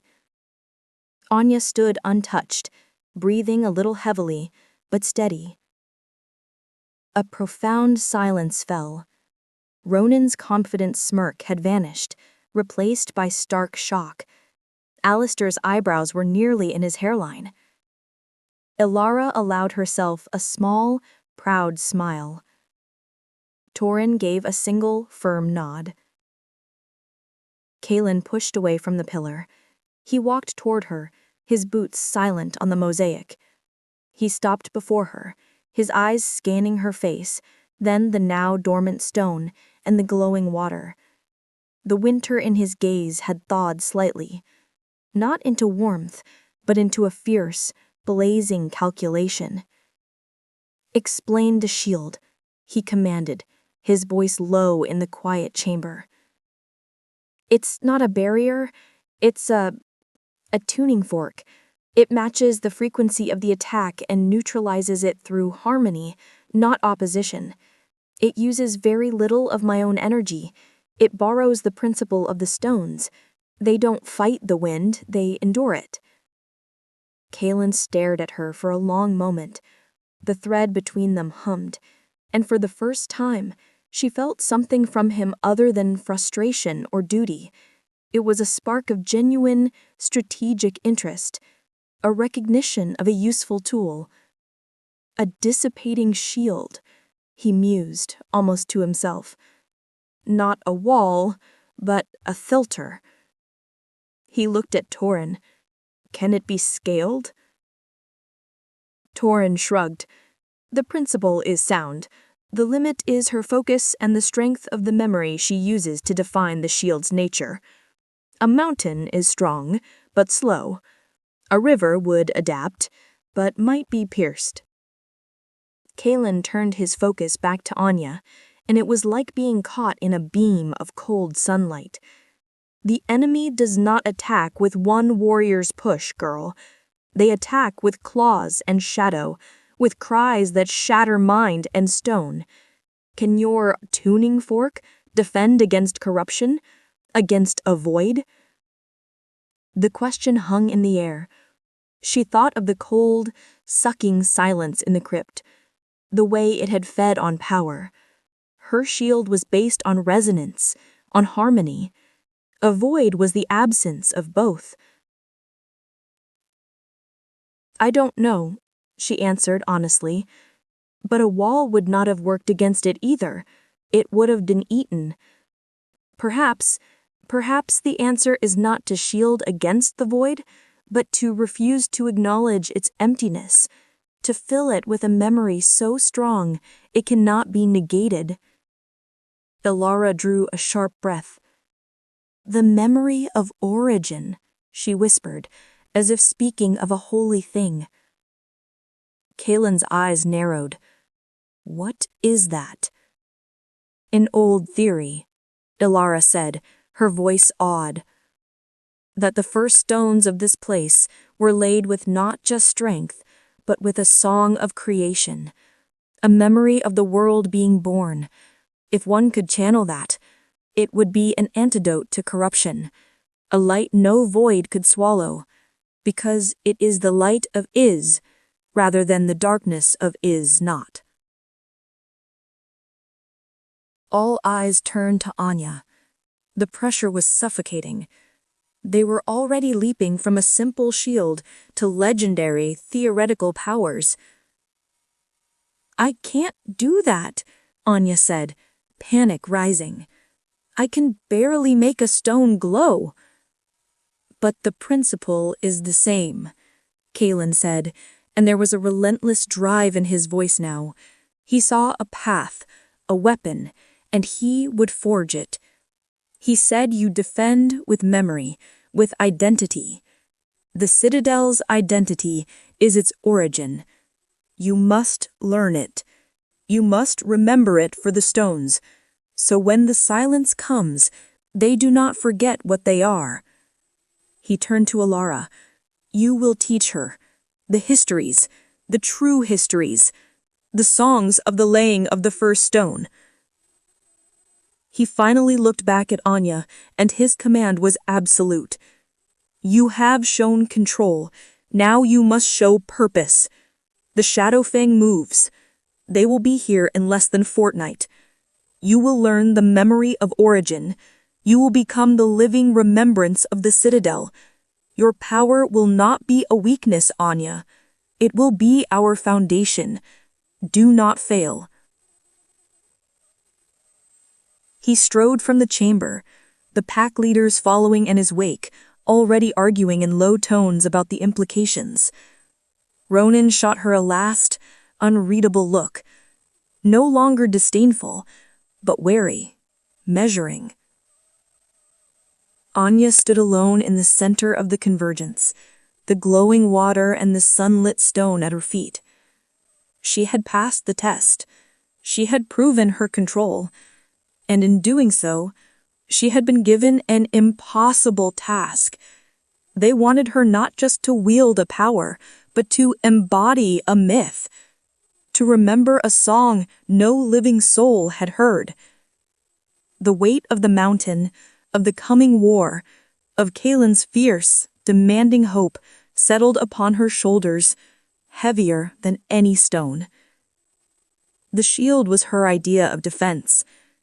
Now they demanded she become an ark, carrying the soul of the fortress within her, and she had no idea where to even begin. The citadel transformed into a war hive. The evidence of the Shadowfang's advance was no longer just scouts' reports.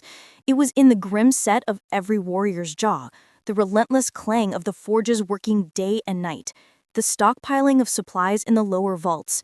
The air tasted of iron and impending snow. Anya's world, meanwhile, contracted to two opposing pressures: the visceral reality of the coming siege and the ethereal, impossible task of the memory of origin. Her days became a brutal dichotomy.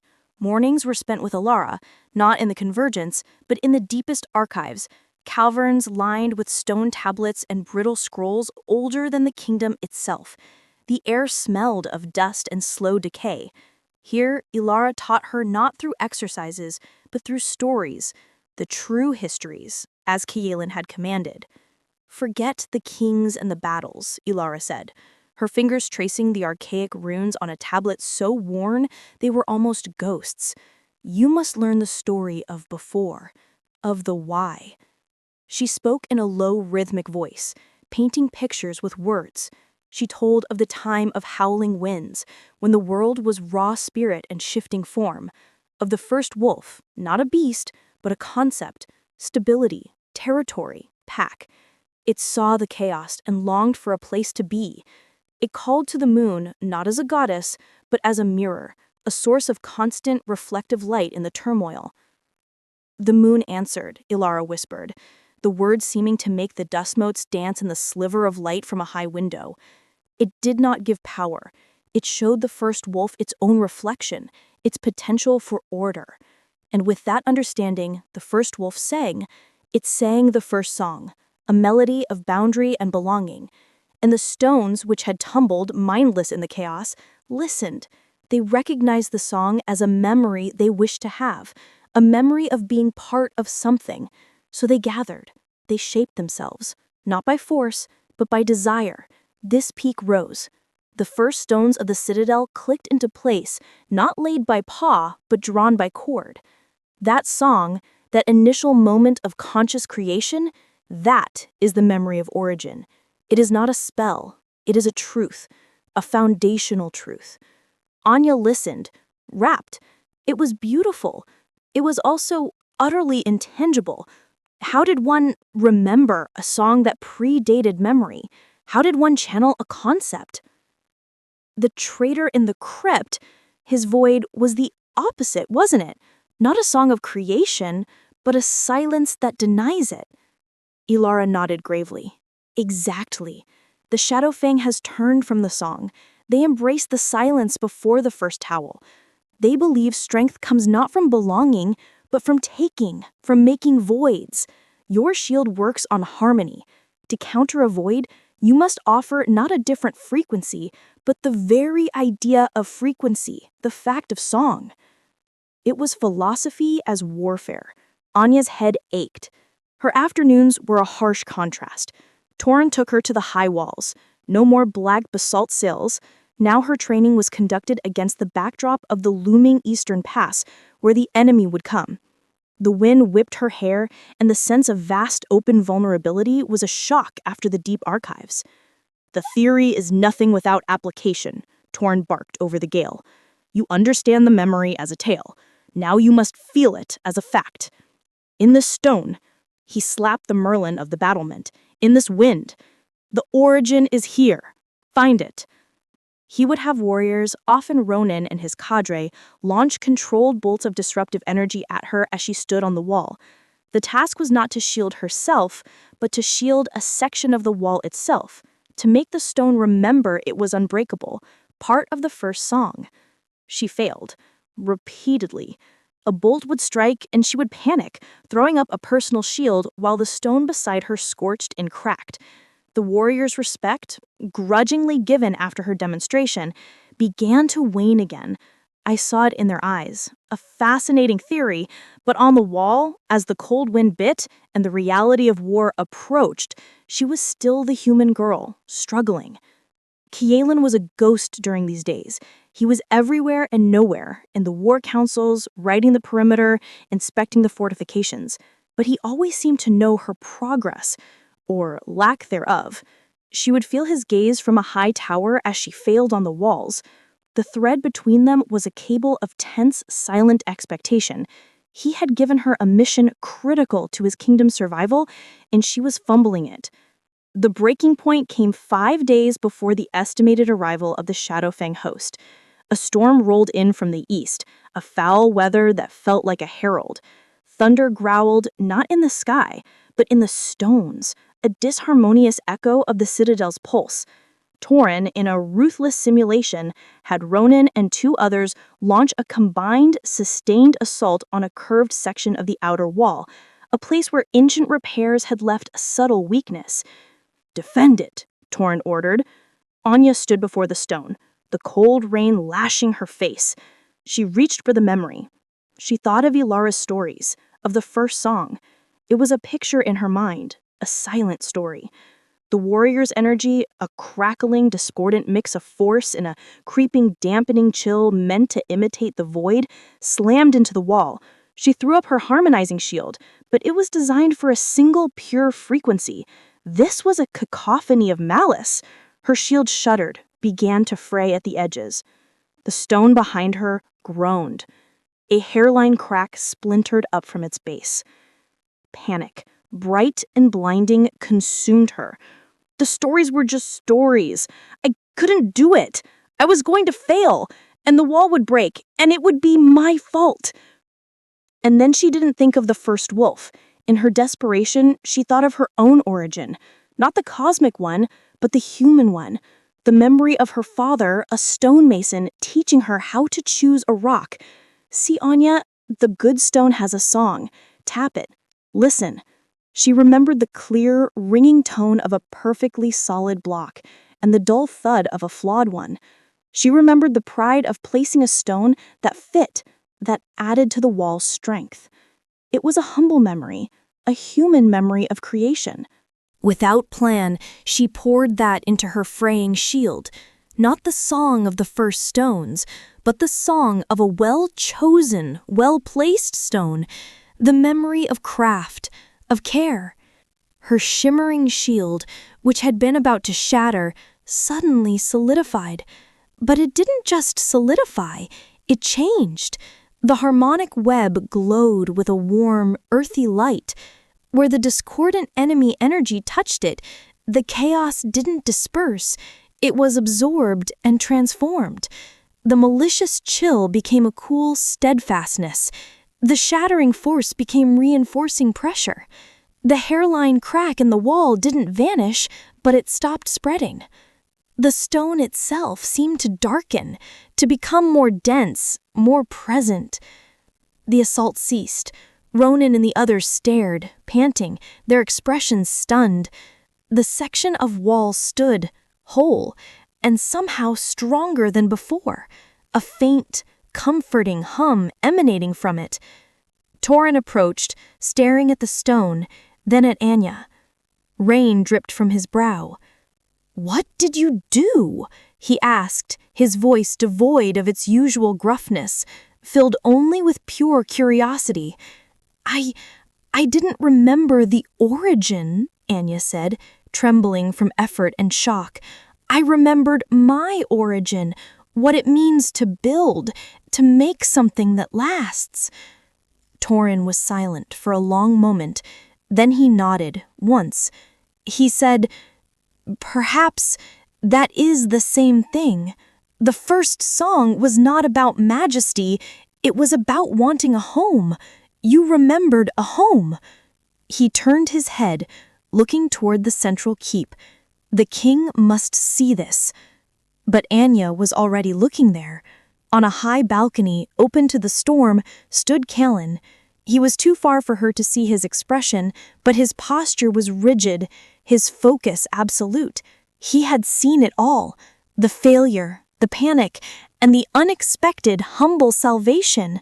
The thread between them thrummed with a new, complex note, not just expectation, but a searing, profound shock of recognition. She hadn't found the mythic memory he demanded, she had found her own, and it had worked.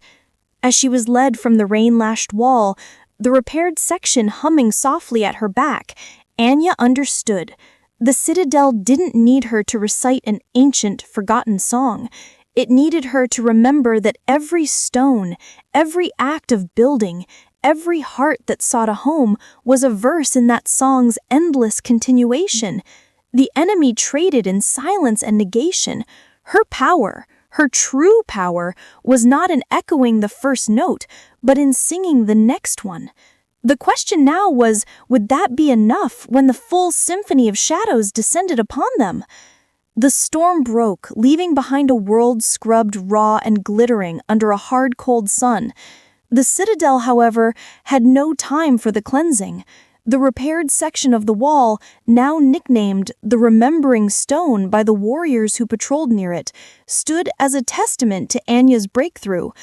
But it was a single stone in a vast fortress, and the Shadowfang host was a tide darkening the eastern horizon. Callan summoned her to the war room. It was not the great hall, but a smaller, severe chamber deep within the keep, its walls covered in maps carved into slate.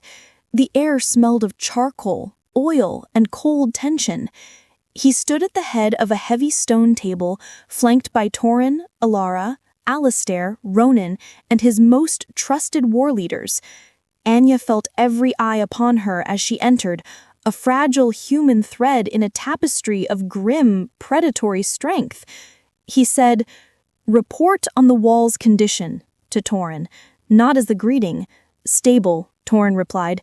"The transformed section shows a 20% increase in density and a resonant frequency that actively disrupts low-level corrosive energies. It is no longer just stone, it is a fortified concept." Callan's gaze shifted to Anya. "Explain the concept." She clasped her hands to still their trembling. "It's not the first song, my king. It's the song of belonging. I used my memory of building, of making a home. The stone remembered that it wanted to be part of this wall, part of this home. That desire became its defense." Alistair stroked his beard, his old eyes thoughtful. "So it is empathy. You empathize with the stone, and it responds." "Not empathy with the stone," Alara corrected softly, her voice carrying surprising authority in the martial space. "Empathy with the purpose of the stone." She reminded it of its own chosen purpose. The Shadowfang's void is purposelessness, an active negation. She countered it with a reaffirmation. Ronan leaned forward, his earlier wariness now edged with a keen tactical interest. Can it be replicated? Can she remind the entire eastern curtain wall before they get here? Can she sing to the gates? All eyes were back on her. The scale of the request was monstrous. The eastern wall was miles long. She had fortified a single Merlon through sheer desperate intuition. "I don't know," Anya said, honestly. "It takes focus, deep connection. I can't shout a reminder to a mountain." "Then we must choose our points," Callan said, his voice cutting through the doubt. He gestured to the largest map. "We cannot make the whole wall sing, but we can turn key points into anchors. The main gate, the 3 eastern towers, the foundations of the keep itself." He looked at her, his winter sky eyes holding hers. "You will not work alone. Ilara and our most sensitive stone singers will work with you. They will channel the raw power of the convergence to you. You will focus it, shape it with your memory, your song of belonging, and imprint it upon the chosen points. You will be the lens. They will be the light. It was a plan born of a commander's pragmatism and a nascent understanding of her gift.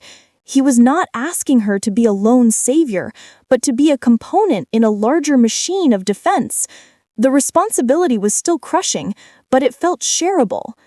"Can you do this?" he asked, the question not a challenge, but a direct, necessary query. She thought of the humming stone on the wall. She thought of her village, now ashes, a home destroyed. She thought of this grim stone home and the complex, demanding king fate had tied her to. She did not want to lose another home. She said, "I will try," and the words were a vow. The next 3 days were a descent into a new kind of exhaustion. The work did not take place on the windy battlements, but in the convergence chamber, now turned into a strategic forge. Alara and 5 other stone singers, elders with voices that could make crystals chime, formed a circle around the quartz pillar. Anya stood at the focal point, between the pillar and a single large foundation stone that had been brought from the eastern gate. The process was agonizingly delicate. The stone singers would begin a deep, resonant hum, drawing power from the nexus and directing it toward Anya in a steady, immense stream. Her job was not to channel it through herself, but to let it flow around her, like a river around a central rock, and then impress her crafted memory upon its current. She had to hold the memory, the specific, potent feeling of secure belonging, of a stone finding its perfect place, with absolute clarity while the ocean of power roared past her senses. The first attempt was a disaster. The raw power overwhelmed her mental image, scattering it into meaningless noise. The foundation stone shivered and let out a sharp crack. The stone singers winced, their song faltering. "Your memory is a seed," Ilara coached during a break, her own face drawn with strain. "The power is the soil and the rain. You do not become the storm. You must remain the seed, whole and sure, while the storm does its work around you." The second attempt was better. She held the memory of her father's hands, sure and careful, placing the cornerstone of their village hall. The power flowed, and the foundation stone glowed, but the effect was superficial, a gloss on the surface that faded within minutes. Frustration was a bitter taste. Time was sand through an hourglass. Scouts reported the Shadowfang host less than 2 days' march away, a moving stain of darkness and discord that made the very wildlife flee before it. On the eve of the expected arrival, during the final, desperate session, Anya found the key. It wasn't about her father or her village. It was about here. About the first night, terrified and wrapped in Kalen's cloak, feeling the profound, unshakable safety of these walls for the first time. It was the memory of the citadel itself offering belonging to her. She was not just imposing a memory on the stone, she was sharing a memory with it, the memory of sanctuary. As the stone singer's hum reached its peak, Anya closed her eyes and held that feeling. The dizzying relief, the awe, the profound gratitude for a shelter in a world gone mad. She offered it not as a command, but as a gift to the power flowing around her. The foundation stone did not just glow, it sang. A clear, pure, single note that vibrated through the floor and up the legs of everyone present. The light that suffused it was not a flash, but a deep internal radiance, like a banked hearth through alabaster. It pulsed slowly, steadily, a heartbeat of defiant belonging. The stone singers let their song fade, staring in wonder. Ilana had tears in her eyes. "The sanctuary memory," she breathed. "You have anchored it." They worked through the night, moving to the actual sites.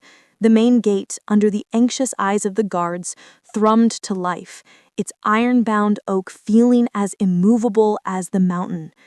The three eastern towers each took on a different character. One sang of watchful vigilance, another of unyielding endurance, the third of communal strength. Finally, as the false dawn lightened the sky, they stood in the lowest vault before the keystone of the central keep's foundation. This was the heart anchor. Exhaustion was a physical weight, and her mind felt scraped hollow. But as the stone singers began their final song, Anya reached not for a personal memory, but for the thread, for the connection to Kaelin. She thought of his vow in the forest. "You are safe now." She thought of his relentless drive, his burden, the fierce, unprotected core of him that was bound to this place.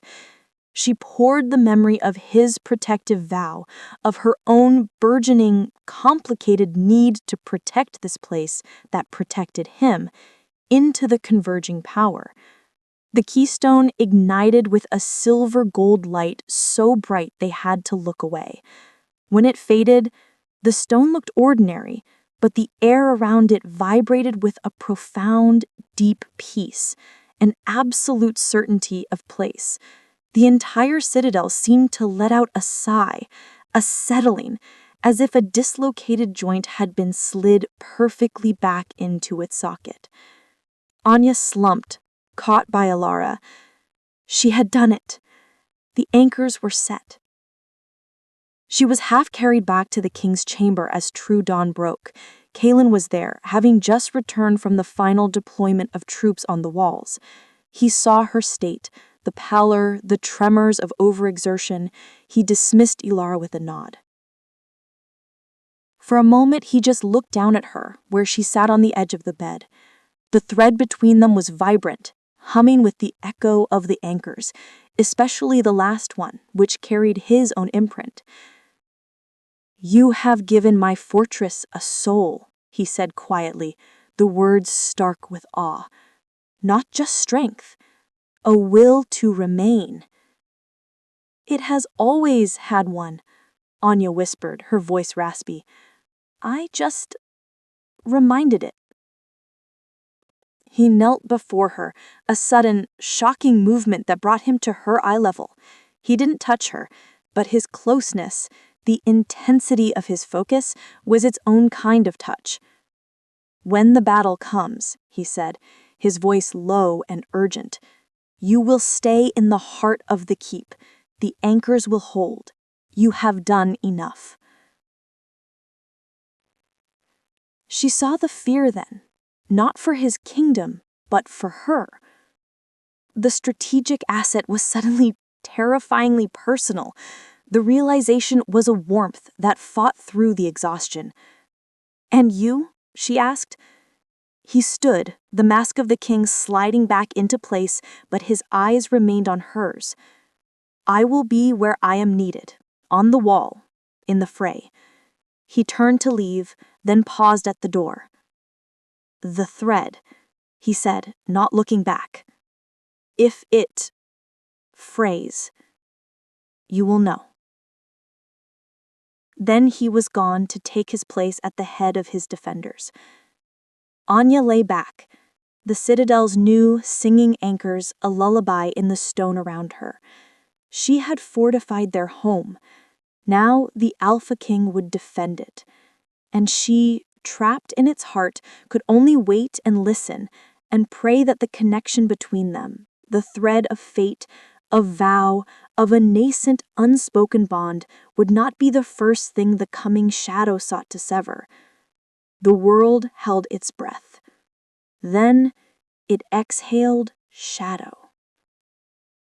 The arrival of the Shadowfang host was not announced by horns or war cries, but a creeping silence that swallowed the morning birdsong from the eastern pass. The light there seemed to dim, not from cloud, but from a leeching of vitality itself. From the high balcony of the keep, Anya watched the stained spread across the land. It was not a disciplined army in neat ranks, but a seething, organic mass of darkness and sharp, glinting edges. At its forefront stood their alpha, Vargos. Even at this distance, he was a blot of concentrated negation, a man-shaped hole in the world where the sun's warmth died. Within the citadel, the silence was of a different kind, a focused, lethal quiet. Warriors stood at their posts on the singing walls, their hands steady on their weapons, their eyes hard. The anchors hummed. A low, reassuring chord felt more in the bones than heard with the ears. Kalen was a silver-gray figure on the highest point of the main gate, visible to his people and the enemy alike, a standard that would not bend. The first assault was a probe, a wave of Vargos's warriors, moving with unnerving, skittering speed, rushed the base of the eastern curtain wall. They carried no ladders, no siege engines. Instead, they carried silence. As they touched the wall, they slammed their hands against the stone, and dark, spiderweb patterns of necrosis spread from their points of contact, trying to devour the song of the stone, to recreate the void of the crypt. The citadel's response was not arrows or oil, but a deep, resonant pulse from the nearest anchored tower. The pulse was visible as a ripple of silver light that shot through the stone. Where it met the spreading darkness, the necrosis halted, sizzled, and recoiled. The warriors were thrown back, clutching their hands as if burned. The wall stood, unblemished. A cheer, short and grim, rose from the defenders. Anya, watching from the balcony with Ilara by her side, felt the pulse in her own core. It was her memory, amplified by the stone singers in the convergence, doing its work. It held. Vargos did not seem surprised. He raised a hand. The second wave came. These warriors carried strange, jagged horns carved from black bone. They blew, and no sound emerged that human ears could detect. But Anya gasped, staggering as a wave of psychic dissonance crashed against the citadel.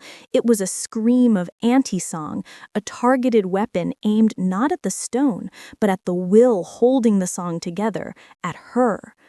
The anchors flickered, the humming chord wavered, threatening to dissolve into noise.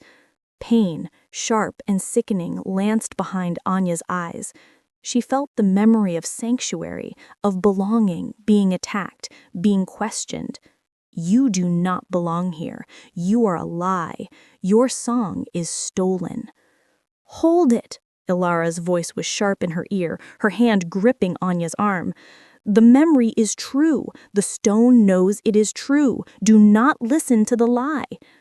Anya clenched her teeth, fighting the invasive doubt. She focused on the physical sensation of the balcony stone beneath her feet, on the warmth of Ilara's grip, on the distant, unwavering figure of Kalen on the gate. She poured that focus back down the thread of her connection to the anchors, not as power, but as reaffirmation. I am here. This is my sanctuary. The stone agrees. The anchors steadied. Their light burned brighter, purging the psychic static. The hornblowers faltered, their instruments cracking in their hands. Vargos snarled, a sound that carried unnaturally across the distance. He stepped forward alone. He placed both hands upon the ground before the main gate. The earth did not tremble, it sank. A circle of perfect, dead gray spread around him, grass withering to dust, soil turning to sterile ash. He was creating a void on the doorstep, a beachhead of nothingness from which to launch his final assault. The great gate song, the strongest anchor, buzzed in protest as the void's edge touched its foundation. Kalen moved. He leapt from the gate, landing in a crouch between the void and his fortress. He was a splash of living silver against the spreading gray. He did not roar a challenge. He simply stood, and the oppressive silence of the void seemed to break against him like a wave against a cliff. The power radiating from him was not the harmonious song of the anchors, but something older, wilder, the raw, untamed essence of the alpha, the first wolf's air of territory and defense. "This ground is mine," Kalen said, his voice quiet yet carrying to every ear a statement of absolute fact. "You bring nothing. I hold everything."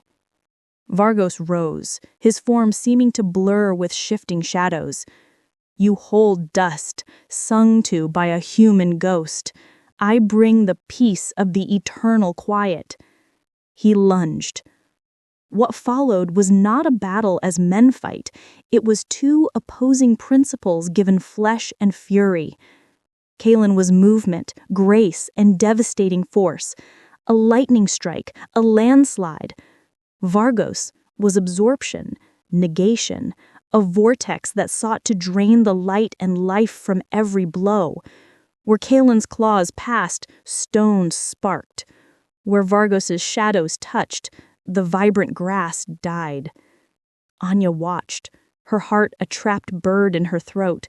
The thread between her and Kalen was a live wire of shared strain. She felt every impact he took, not as pain, but as a drain on his brilliant, blazing energy.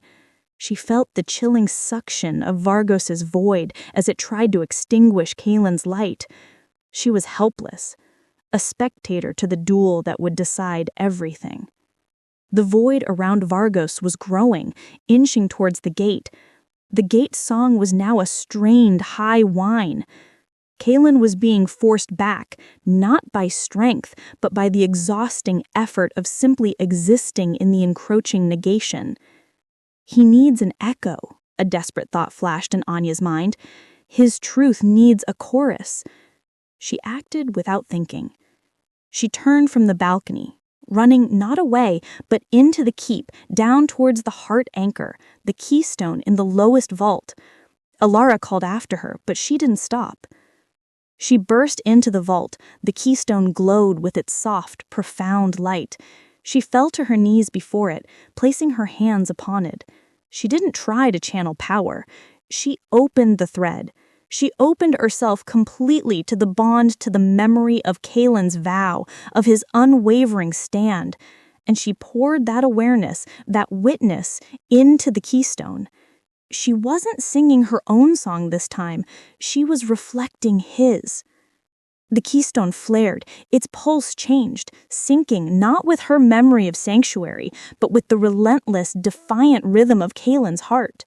The pulse traveled up through the citadel stones, through the foundations of the gate.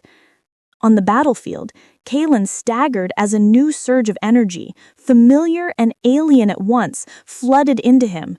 It wasn't power from the convergence. It was recognition. It was the citadel. Through the anchor she had imbued with his own essence, mirroring his will back to him, amplifying it. The stones were remembering him. He straightened. The silver light around him intensified, becoming solid, tangible. He looked at Vargos, and for the first time, the Voidcaster Alpha saw something like fear in his own dark eyes. "You are wrong," Kalen said, and his voice was the sound of the mountain itself speaking. "This is not dust. It is testimony." He struck, not with claw, but with pure, focused will, amplified 100-fold by the echoing fortress. A spear of solidified moonlight, sharpened by the memory of a king's vow and a girl's faith, lanced from him and pierced the heart of Vargos's void. There was no explosion. The void simply ceased. It inverted, folding in on itself with a soundless pop. Vargos screamed, a raw, ragged sound of shock and defeat, as the negation he wielded consumed itself. He collapsed, not dead, but utterly broken, his connection to the silence severed. The gray circle vanished. Sunlight, real and warm, touched the ground before the gates of the citadel. A profound silence fell, then was shattered by a roar of triumph from the walls. The Shadow Fang host, seeing their alpha fall, their voids ineffective against the singing stones, began to disintegrate, melting back into the pass from whence they came. Anya slumped against the keystone, drained beyond measure. The thread between her and Kaelin was a flood of tumultuous emotion. Victory, relief, exhaustion, and a shock of something new, something searingly direct. It was gratitude, but it was more. It was the shock of being seen, truly seen, not as a tool or a responsibility, but as a partner in the moment of truth. She felt him turn, his gaze somehow finding her deep within the mountain. The battle was won. The citadel had held. But as she sat in the dim vault, feeling the victorious song of the stones around her, she knew the real test was just beginning. The shadows at the gate were vanquished. Now she and the Alpha King had to face the uncharted territory of the bond that had just saved them both. Victory had a cold, quiet aftertaste. The citadel did not erupt in celebration, but rather settled into a deep, watchful exhaustion. The eastern pass was scoured for stragglers. The wounded were tended, the walls inspected for any lasting harm. The air, once thick with the threat of void and dissonance, now held the crisp, clean scent of snow and spent energy. Anya remained in the vault for a long time, leaning against the warm keystone, her strength slowly returning like a tide. She was found there by Alara, who helped her to her feet and back to the king's chamber, without a word. There was a new reverence in the older woman's touch, a silent acknowledgement of what had transpired. Anya was no longer just the marked girl, the student, or the potential weapon. She was the one who had echoed the king's will and turned the tide. She was a part of the Citadel's story now, irrevocably. She slept for a full day, a heavy, dreamless sleep of utter depletion. When she woke, it was to a chamber filled with the soft gray light of a clouded afternoon. Her body ached, but her mind was clear, sharp with the memory of the battle's climax. The thread between her and Kaelin hummed with a subdued but steady vitality. He was alive, he was well. That knowledge was a solid warmth in her chest. He came to her that evening. He entered without ceremony, still wearing the practical leather and wool of a warrior, though clean of battle stains. He carried a tray himself, broth, bread, honey. He placed it on the table and stood looking at her as she sat by the fire. "You are recovered?" he asked. His voice was even, but the usual layer of strategic distance was absent. "Enough," I said. "And you?" "A few scratches. The void leaves a chill in the bones, but it passes." He gestured to the food. "Eat." It was a command, but a gentle one. I obeyed, the simple broth tasting more nourishing than any feast. He did not leave. He moved to the fireplace, mimicking the stance he had taken on that first night, but the tension in his shoulders was different. Not the tension of a king burdened by a problem, but of a man grappling with an unforeseen reality. "The keystone," he said, not looking at me. "You used our bond. You used my own essence, reflected through your memory of it, to amplify my will." "It was the only thing I could think of," I said softly. "The anchors were holding the stones. You were holding the line. But you were alone against the void. I thought, if the stones could remember belonging, they could remember you, the one they belonged to." He turned his head, his winter sky eyes capturing the firelight. "It was not a tactic I had considered. I have spent centuries learning to rely on only my own strength, the strength of my pack. The idea of drawing strength from a reflection," he trailed off, the concept clearly foreign to him. It should not have worked, and yet it was the precise counter. His void, consumed. Your echo reinforced. He fell silent for a long moment, studying me as if seeing me for the first time.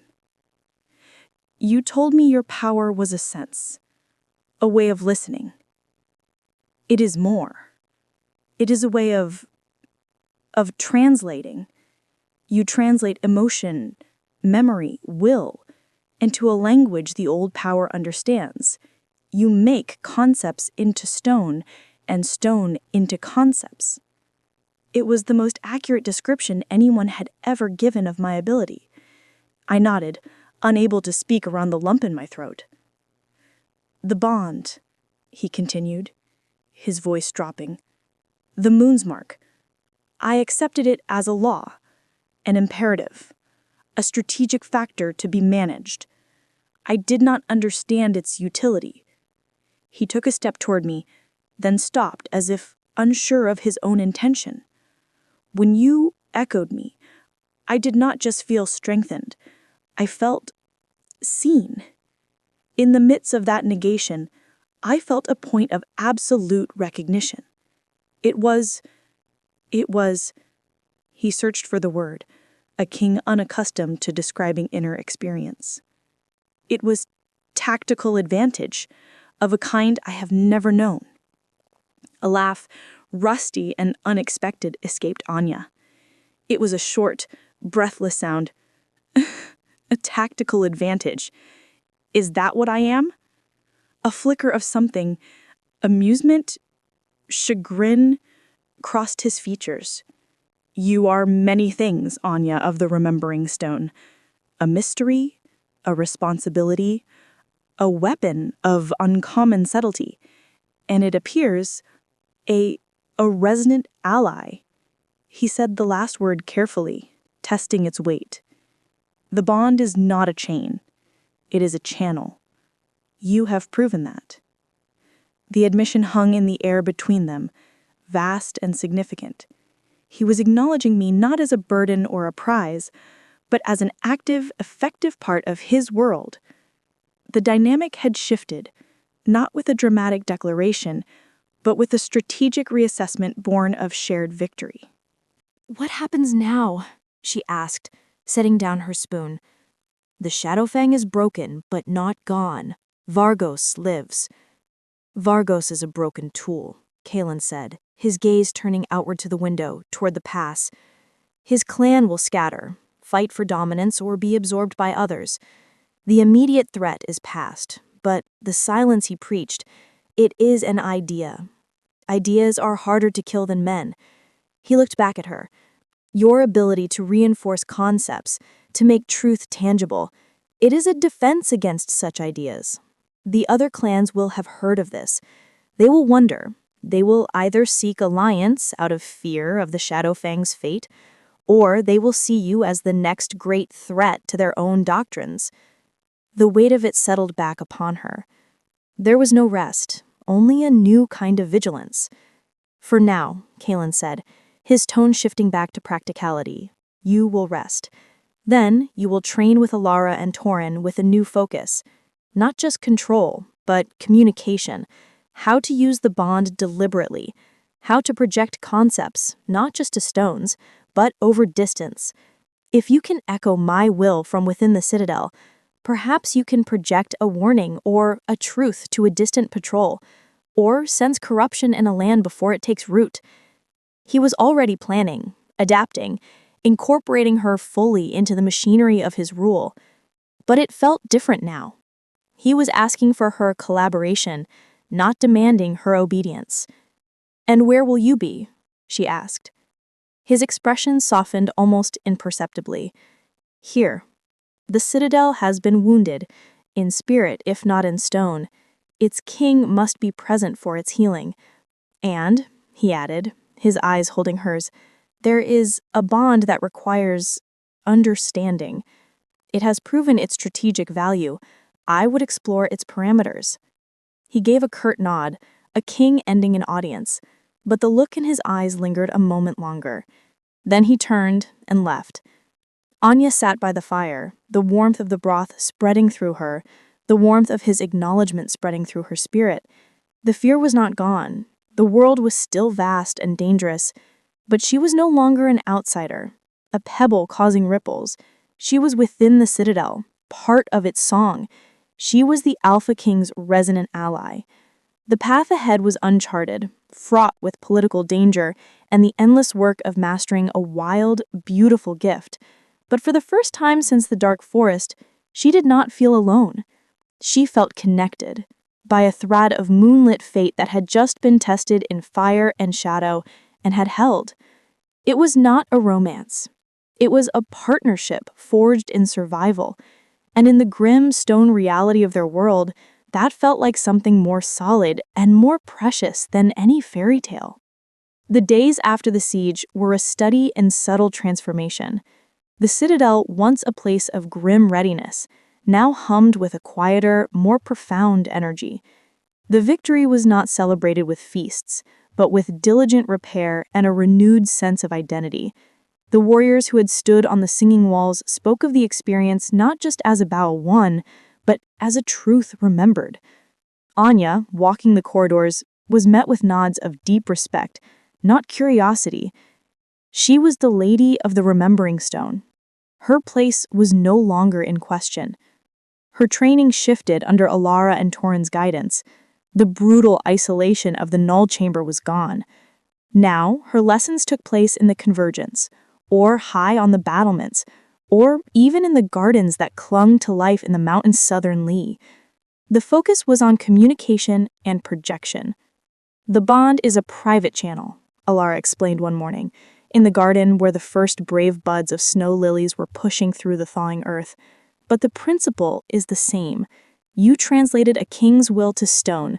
Now you must learn to send a simple concept, a warning, a feeling of peace, a call for attention to a specific mind over distance. It was a far more delicate art than strengthening stone. Stone was receptive, patient. A living mind was a fortress of its own, with defenses and noise. Torin, with his typical pragmatism, acted as the target. He would stand at the far end of the garden, his mental shields a deliberate wall-like presence. Send the concept of alert, he would instruct. Anya would focus, gather the feeling of sudden, sharp awareness, the prickling on the neck, the held breath, and try to wrap it in a thread of her own energy, then send it down the invisible line of her attention toward Torin. The first dozen attempts resulted in nothing. Or worse, they resulted in a vague, foggy feeling of unease that settled over the entire garden, causing birds to stop singing and servants to glance around nervously. "You are broadcasting," Torin grunted, walking back to her, "like shouting in a hall when you need to whisper in an ear. The bond with the king is a dedicated pathway, forged by fate. To create a new path, you must be invited, or you must be impossibly subtle. Try again. Think of a single drop of ink falling into a still pool only for the one you choose." Progress was maddeningly slow, yet she persisted. The potential was too great. To be able to silently warn a scout miles away, to calm a panicking horse, to sense the true intent behind a diplomat's words, it was a power of connection, not domination. It aligned with the core of her gift, understanding and translating the songs that already existed. Meanwhile, her interactions with Kaelin took on a new, deliberate quality.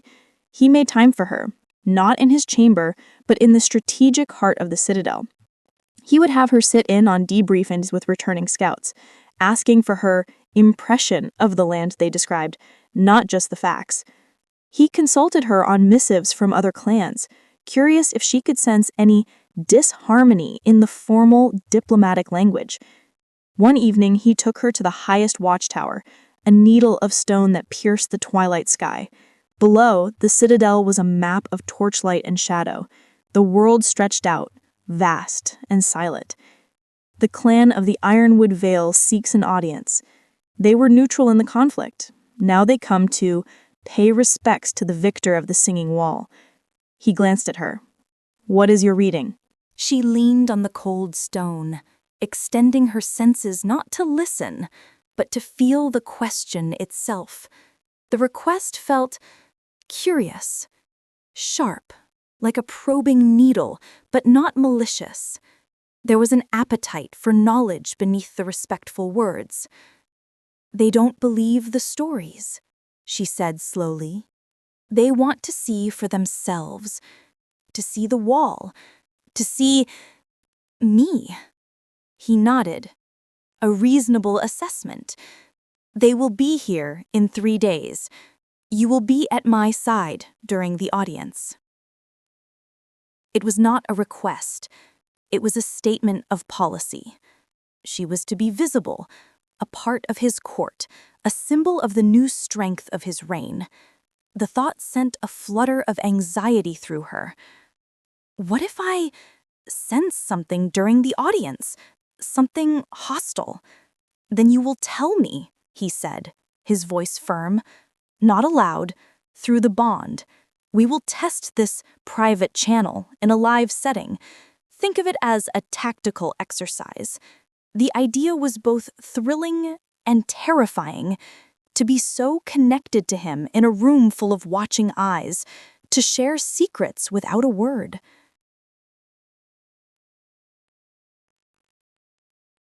The day of the audience arrived. The great hall, usually a place of stark utility, had been swept and lined with torches. Kalen sat upon his stone throne, dressed in a tunic of gray and silver. Anya stood at the right of the dais, a step below, clad in a simple dress of deep blue wool, Ilara's handiwork. She felt exposed, a specimen on display. The Ironwood delegation entered, 5 of them, led by their alpha, a tall, stern woman named Lyra. Her hair was the color of iron, braided with feathers and polished wood. Her eyes, a flinty gray, swept the hall and landed on Anya with penetrating interest. The air around the delegation carried the scent of damp leaves and cold forge smoke. Formalities were exchanged. Lyra presented gifts of finely carved wood and rare pelts. She spoke of her admiration for the Citadel's stand, but her attention kept drifting to Anya.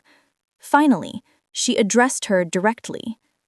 "Lady Anya," she said, her voice like dry leaves rustling, "the tales of your harmony with the old power have reached even our deep vales.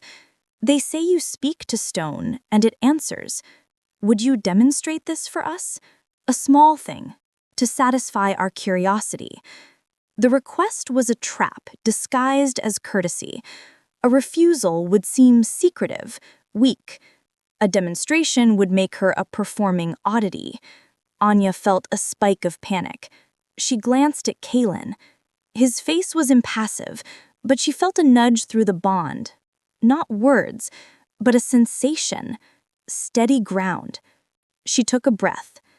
"The old power is not a trick to be performed, Alpha Lyra. It is a conversation, one based on respect.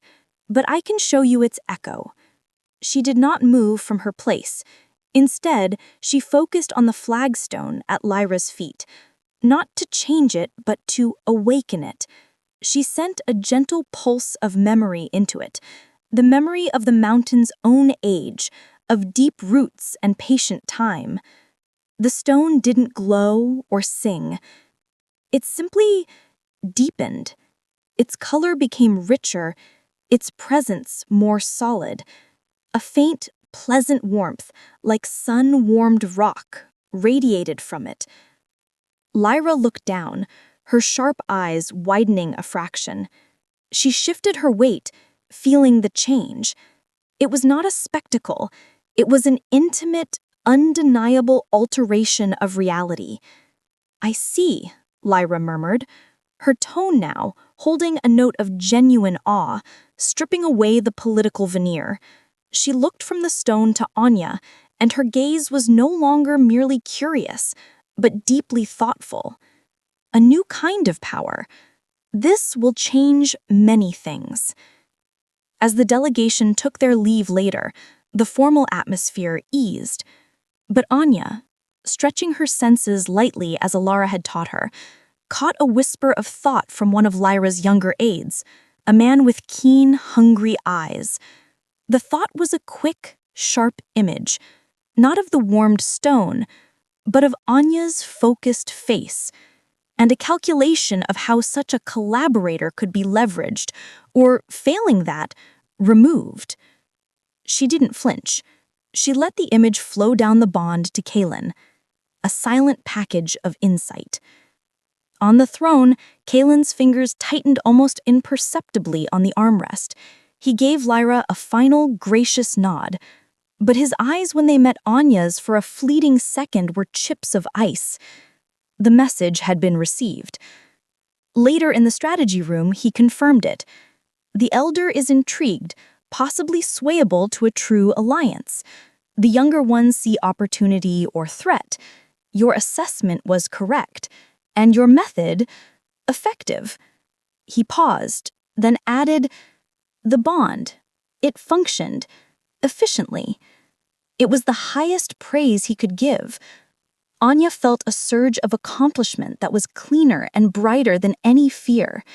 She was not just surviving this world of stone and strategy. She was learning its language. She was becoming an active voice in its song, and the Alpha King was listening. Peace, Anya learned, was not an absence of conflict, but a vigilant kind of balance. The Ironwood delegation departed, carrying tales that would ripple through the wolf clans, altering ancient perceptions of strength. The Citadel song settled into a new, steady rhythm, a rhythm that now included her own unique frequency. Her days were a blend of study, practice, and a slow, deliberate integration into the fabric of Kaelin's rule. The thread between them was no longer a source of tension or awe, but a settled, humming fact of her existence, a constant, quiet dialogue of shared purpose.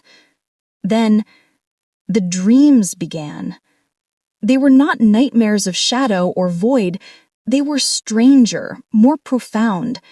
She would dream of standing in a cavern of light, before a door made of woven moonlight and root. A voice, neither male nor female, ancient and immediate as stone, would speak a single phrase. The wound is not healed. It sleeps. The rememberer must awaken the healer. Then she would see the citadel, not a stone, but as a luminous, intricate web of silver threads, and at its very center, where the keystone rested, was a single dark knot, a flaw in the weave, not a void, but a scar. She woke from these dreams with the taste of ozone on her tongue and the echo of the command thrumming in her bones. At first, she dismissed them as echoes of her own power, her mind processing the trauma of the siege. But they returned night after night with relentless clarity. The dark knot in her vision pulsed with a slow, sick rhythm that felt familiar.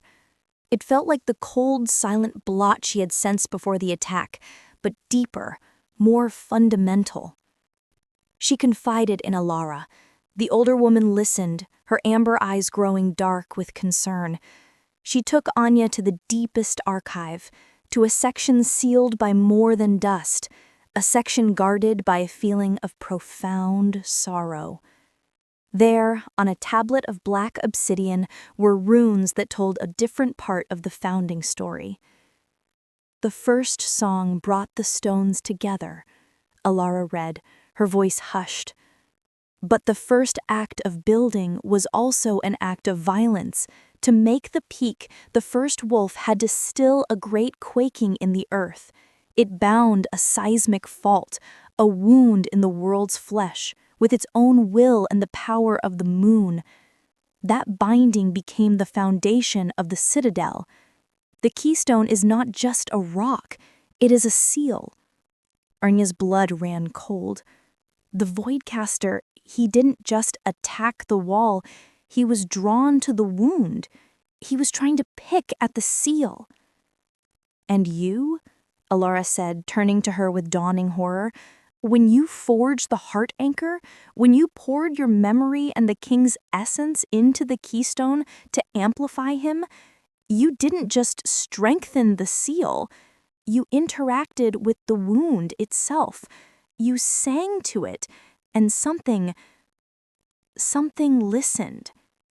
The rememberer must wake the healer. The dreams were not her subconscious. They were a call.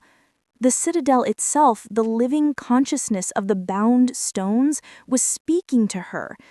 The victory over the Shadowfang had been but a surface skirmish. The true vulnerability was the ancient, slumbering injury at the heart of their home, and her act of bonding with it had made her its custodian. She had to tell Kaelin. She found him in the convergence, alone, standing before the quartz pillar. He was not drawing power, simply standing in its presence, as if listening. He sensed her approach and turned. The thread between them resonated with her turmoil. "You are distressed," he stated. She told him everything, the dreams, the archive, the wound. As she spoke, his face, usually so controlled, paled. He knew the legend. Every Alpha King knew it as a mythic footnote, a tale of their progenitor's great feat. To learn it was a literal, festering truth beneath their feet. "This changes everything," he said, his voice taut. "If the seal fails—" "It's not failing," Arnya said, grasping for the understanding the dream voice had given her. "It's sleeping." The binding was an act of forceful stillness. It was never healed, only suppressed. The song of the citadel all these centuries has been a lullaby. My anchor was a new kind of song, a song of belonging, of conscious choice. The wound heard a different voice. It's waking up, and it needs to be healed, not just quieted, or it will tear itself apart and take the mountain. "And you are the Rememberer?"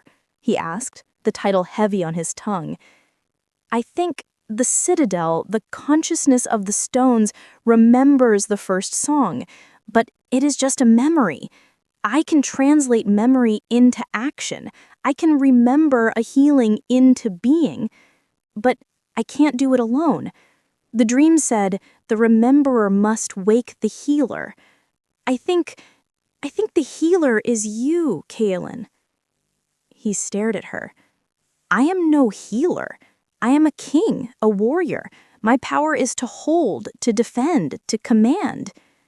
"Your power is territory," she insisted, stepping closer, the hum of the pillar vibrating in her very teeth. "This mountain is your territory. The wound is a sickness within it. To heal it, you must not just command the territory to be still, you must command it to be whole. You must change the song from a lullaby to a hymn of integration. But you need the melody. I have the memory of the song. Together, we might have the harmony." The audacity of it was staggering. They were talking about healing a fracture in the earth itself, an injury millennia old. The risk was cataclysmic. To try and fail could shatter the seal prematurely. "The other clans," Kaelin said, thinking out loud, his mind racing over the strategic landscape. "If they sense such an undertaking, if they perceive instability, they will see it as the ultimate weakness, or the ultimate power." She met his gaze, the thread between them blazing with shared fear and a terrifying, dawning resolve. "We have to do it, and we have to do it now, in secret." He was silent for a long time, his eyes tracing the lines of the glowing pillar, the very symbol of his family's power. He was Alpha King. His duty was to preserve. This was not preservation. This was transformation. It was a leap into the unknown, trusting a bond he was still learning and a power he did not fully comprehend. Finally, he looked at her, and in his winter sky eyes, she saw not the king, but the wolf, the primal, decisive core of him. "We will do it. Tonight, when the moon is highest, the convergence will be our amplifier. Alara and Torin will guard the chamber. No one else must know." The plan was terrifying in its simplicity. They would use the bond as a conduit, Anya would dive into the memory of the citadel, find the first song not as a story, but as a living pattern. She would then channel that pattern not into stone, but into Kaelin. He would use his alpha power, his authority over the territory, to take that pattern and impose it upon the wound, not as a suppression, but as a restructuring, a command to heal, to knit itself back into the whole. As night fell, the citadel slept its usual vigilant sleep. In the convergence, the air was thick with latent power. Alara and Torrens stood guard at the only entrance, their faces grim. In the center, before the pillar, Anya and Kaelin stood facing each other. The moonlight streamed through the high aperture, bathing them in silver. "Are you ready?" he asked, his voice a low rumble. She nodded, unable to speak. She reached out, not with her hands, but with her spirit, and took his. The bond exploded into full, blinding clarity. She was not just connected to him, she was with him, a confluence of two distinct souls. Through him, she felt the immense, sleeping weight of the mountain, the intricate web of the territory he held. And deep within it, she felt the wound, a throbbing, angry dissonance, a chord forever stuck on a note of rupture. She turned her focus inward, to the core of her gift. She reached for the oldest memory in the stones around her. Not the story Alara told, but the feeling, the longing for order, the first note of the song. She found it, a single, pure vibration of intent. She gathered it, and through the blinding channel of their bond, she offered it to Colin. He received it. She felt the shockwave go through him, the alpha power, used to command and defend, grappling with the concept of primal creation. For a terrifying second, she thought he would reject it, that it was too alien. Then she felt his will rise, immense and formidable. He did not simply repeat the note. He answered it. He took the intent of order and fused it with his own imperative of wholeness. He wrapped it in the authority of his bloodline, the patience of stone, and the relentless drive of a king protecting his home. Together, through the conduit of their bond, and amplified 1,000-fold by the convergence, they sent the new, unified command into the foundation of the mountain. Not a lullaby, a decree. Be whole. The citadel trembled.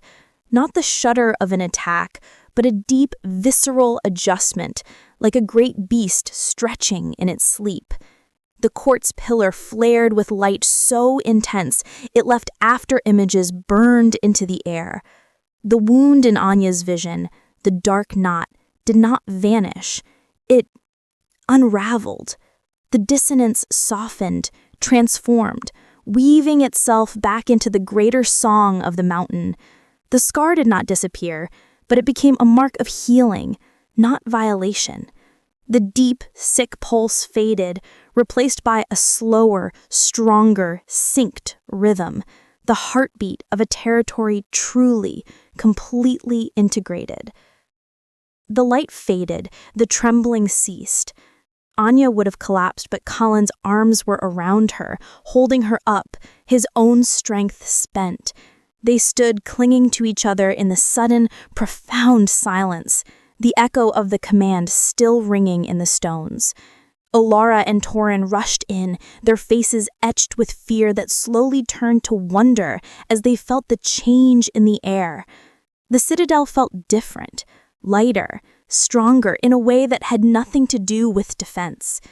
It felt right. Colin looked down at Anya, his breath stirring her hair. In his eyes, the winter had melted, not into spring, but into a clear, boundless sky.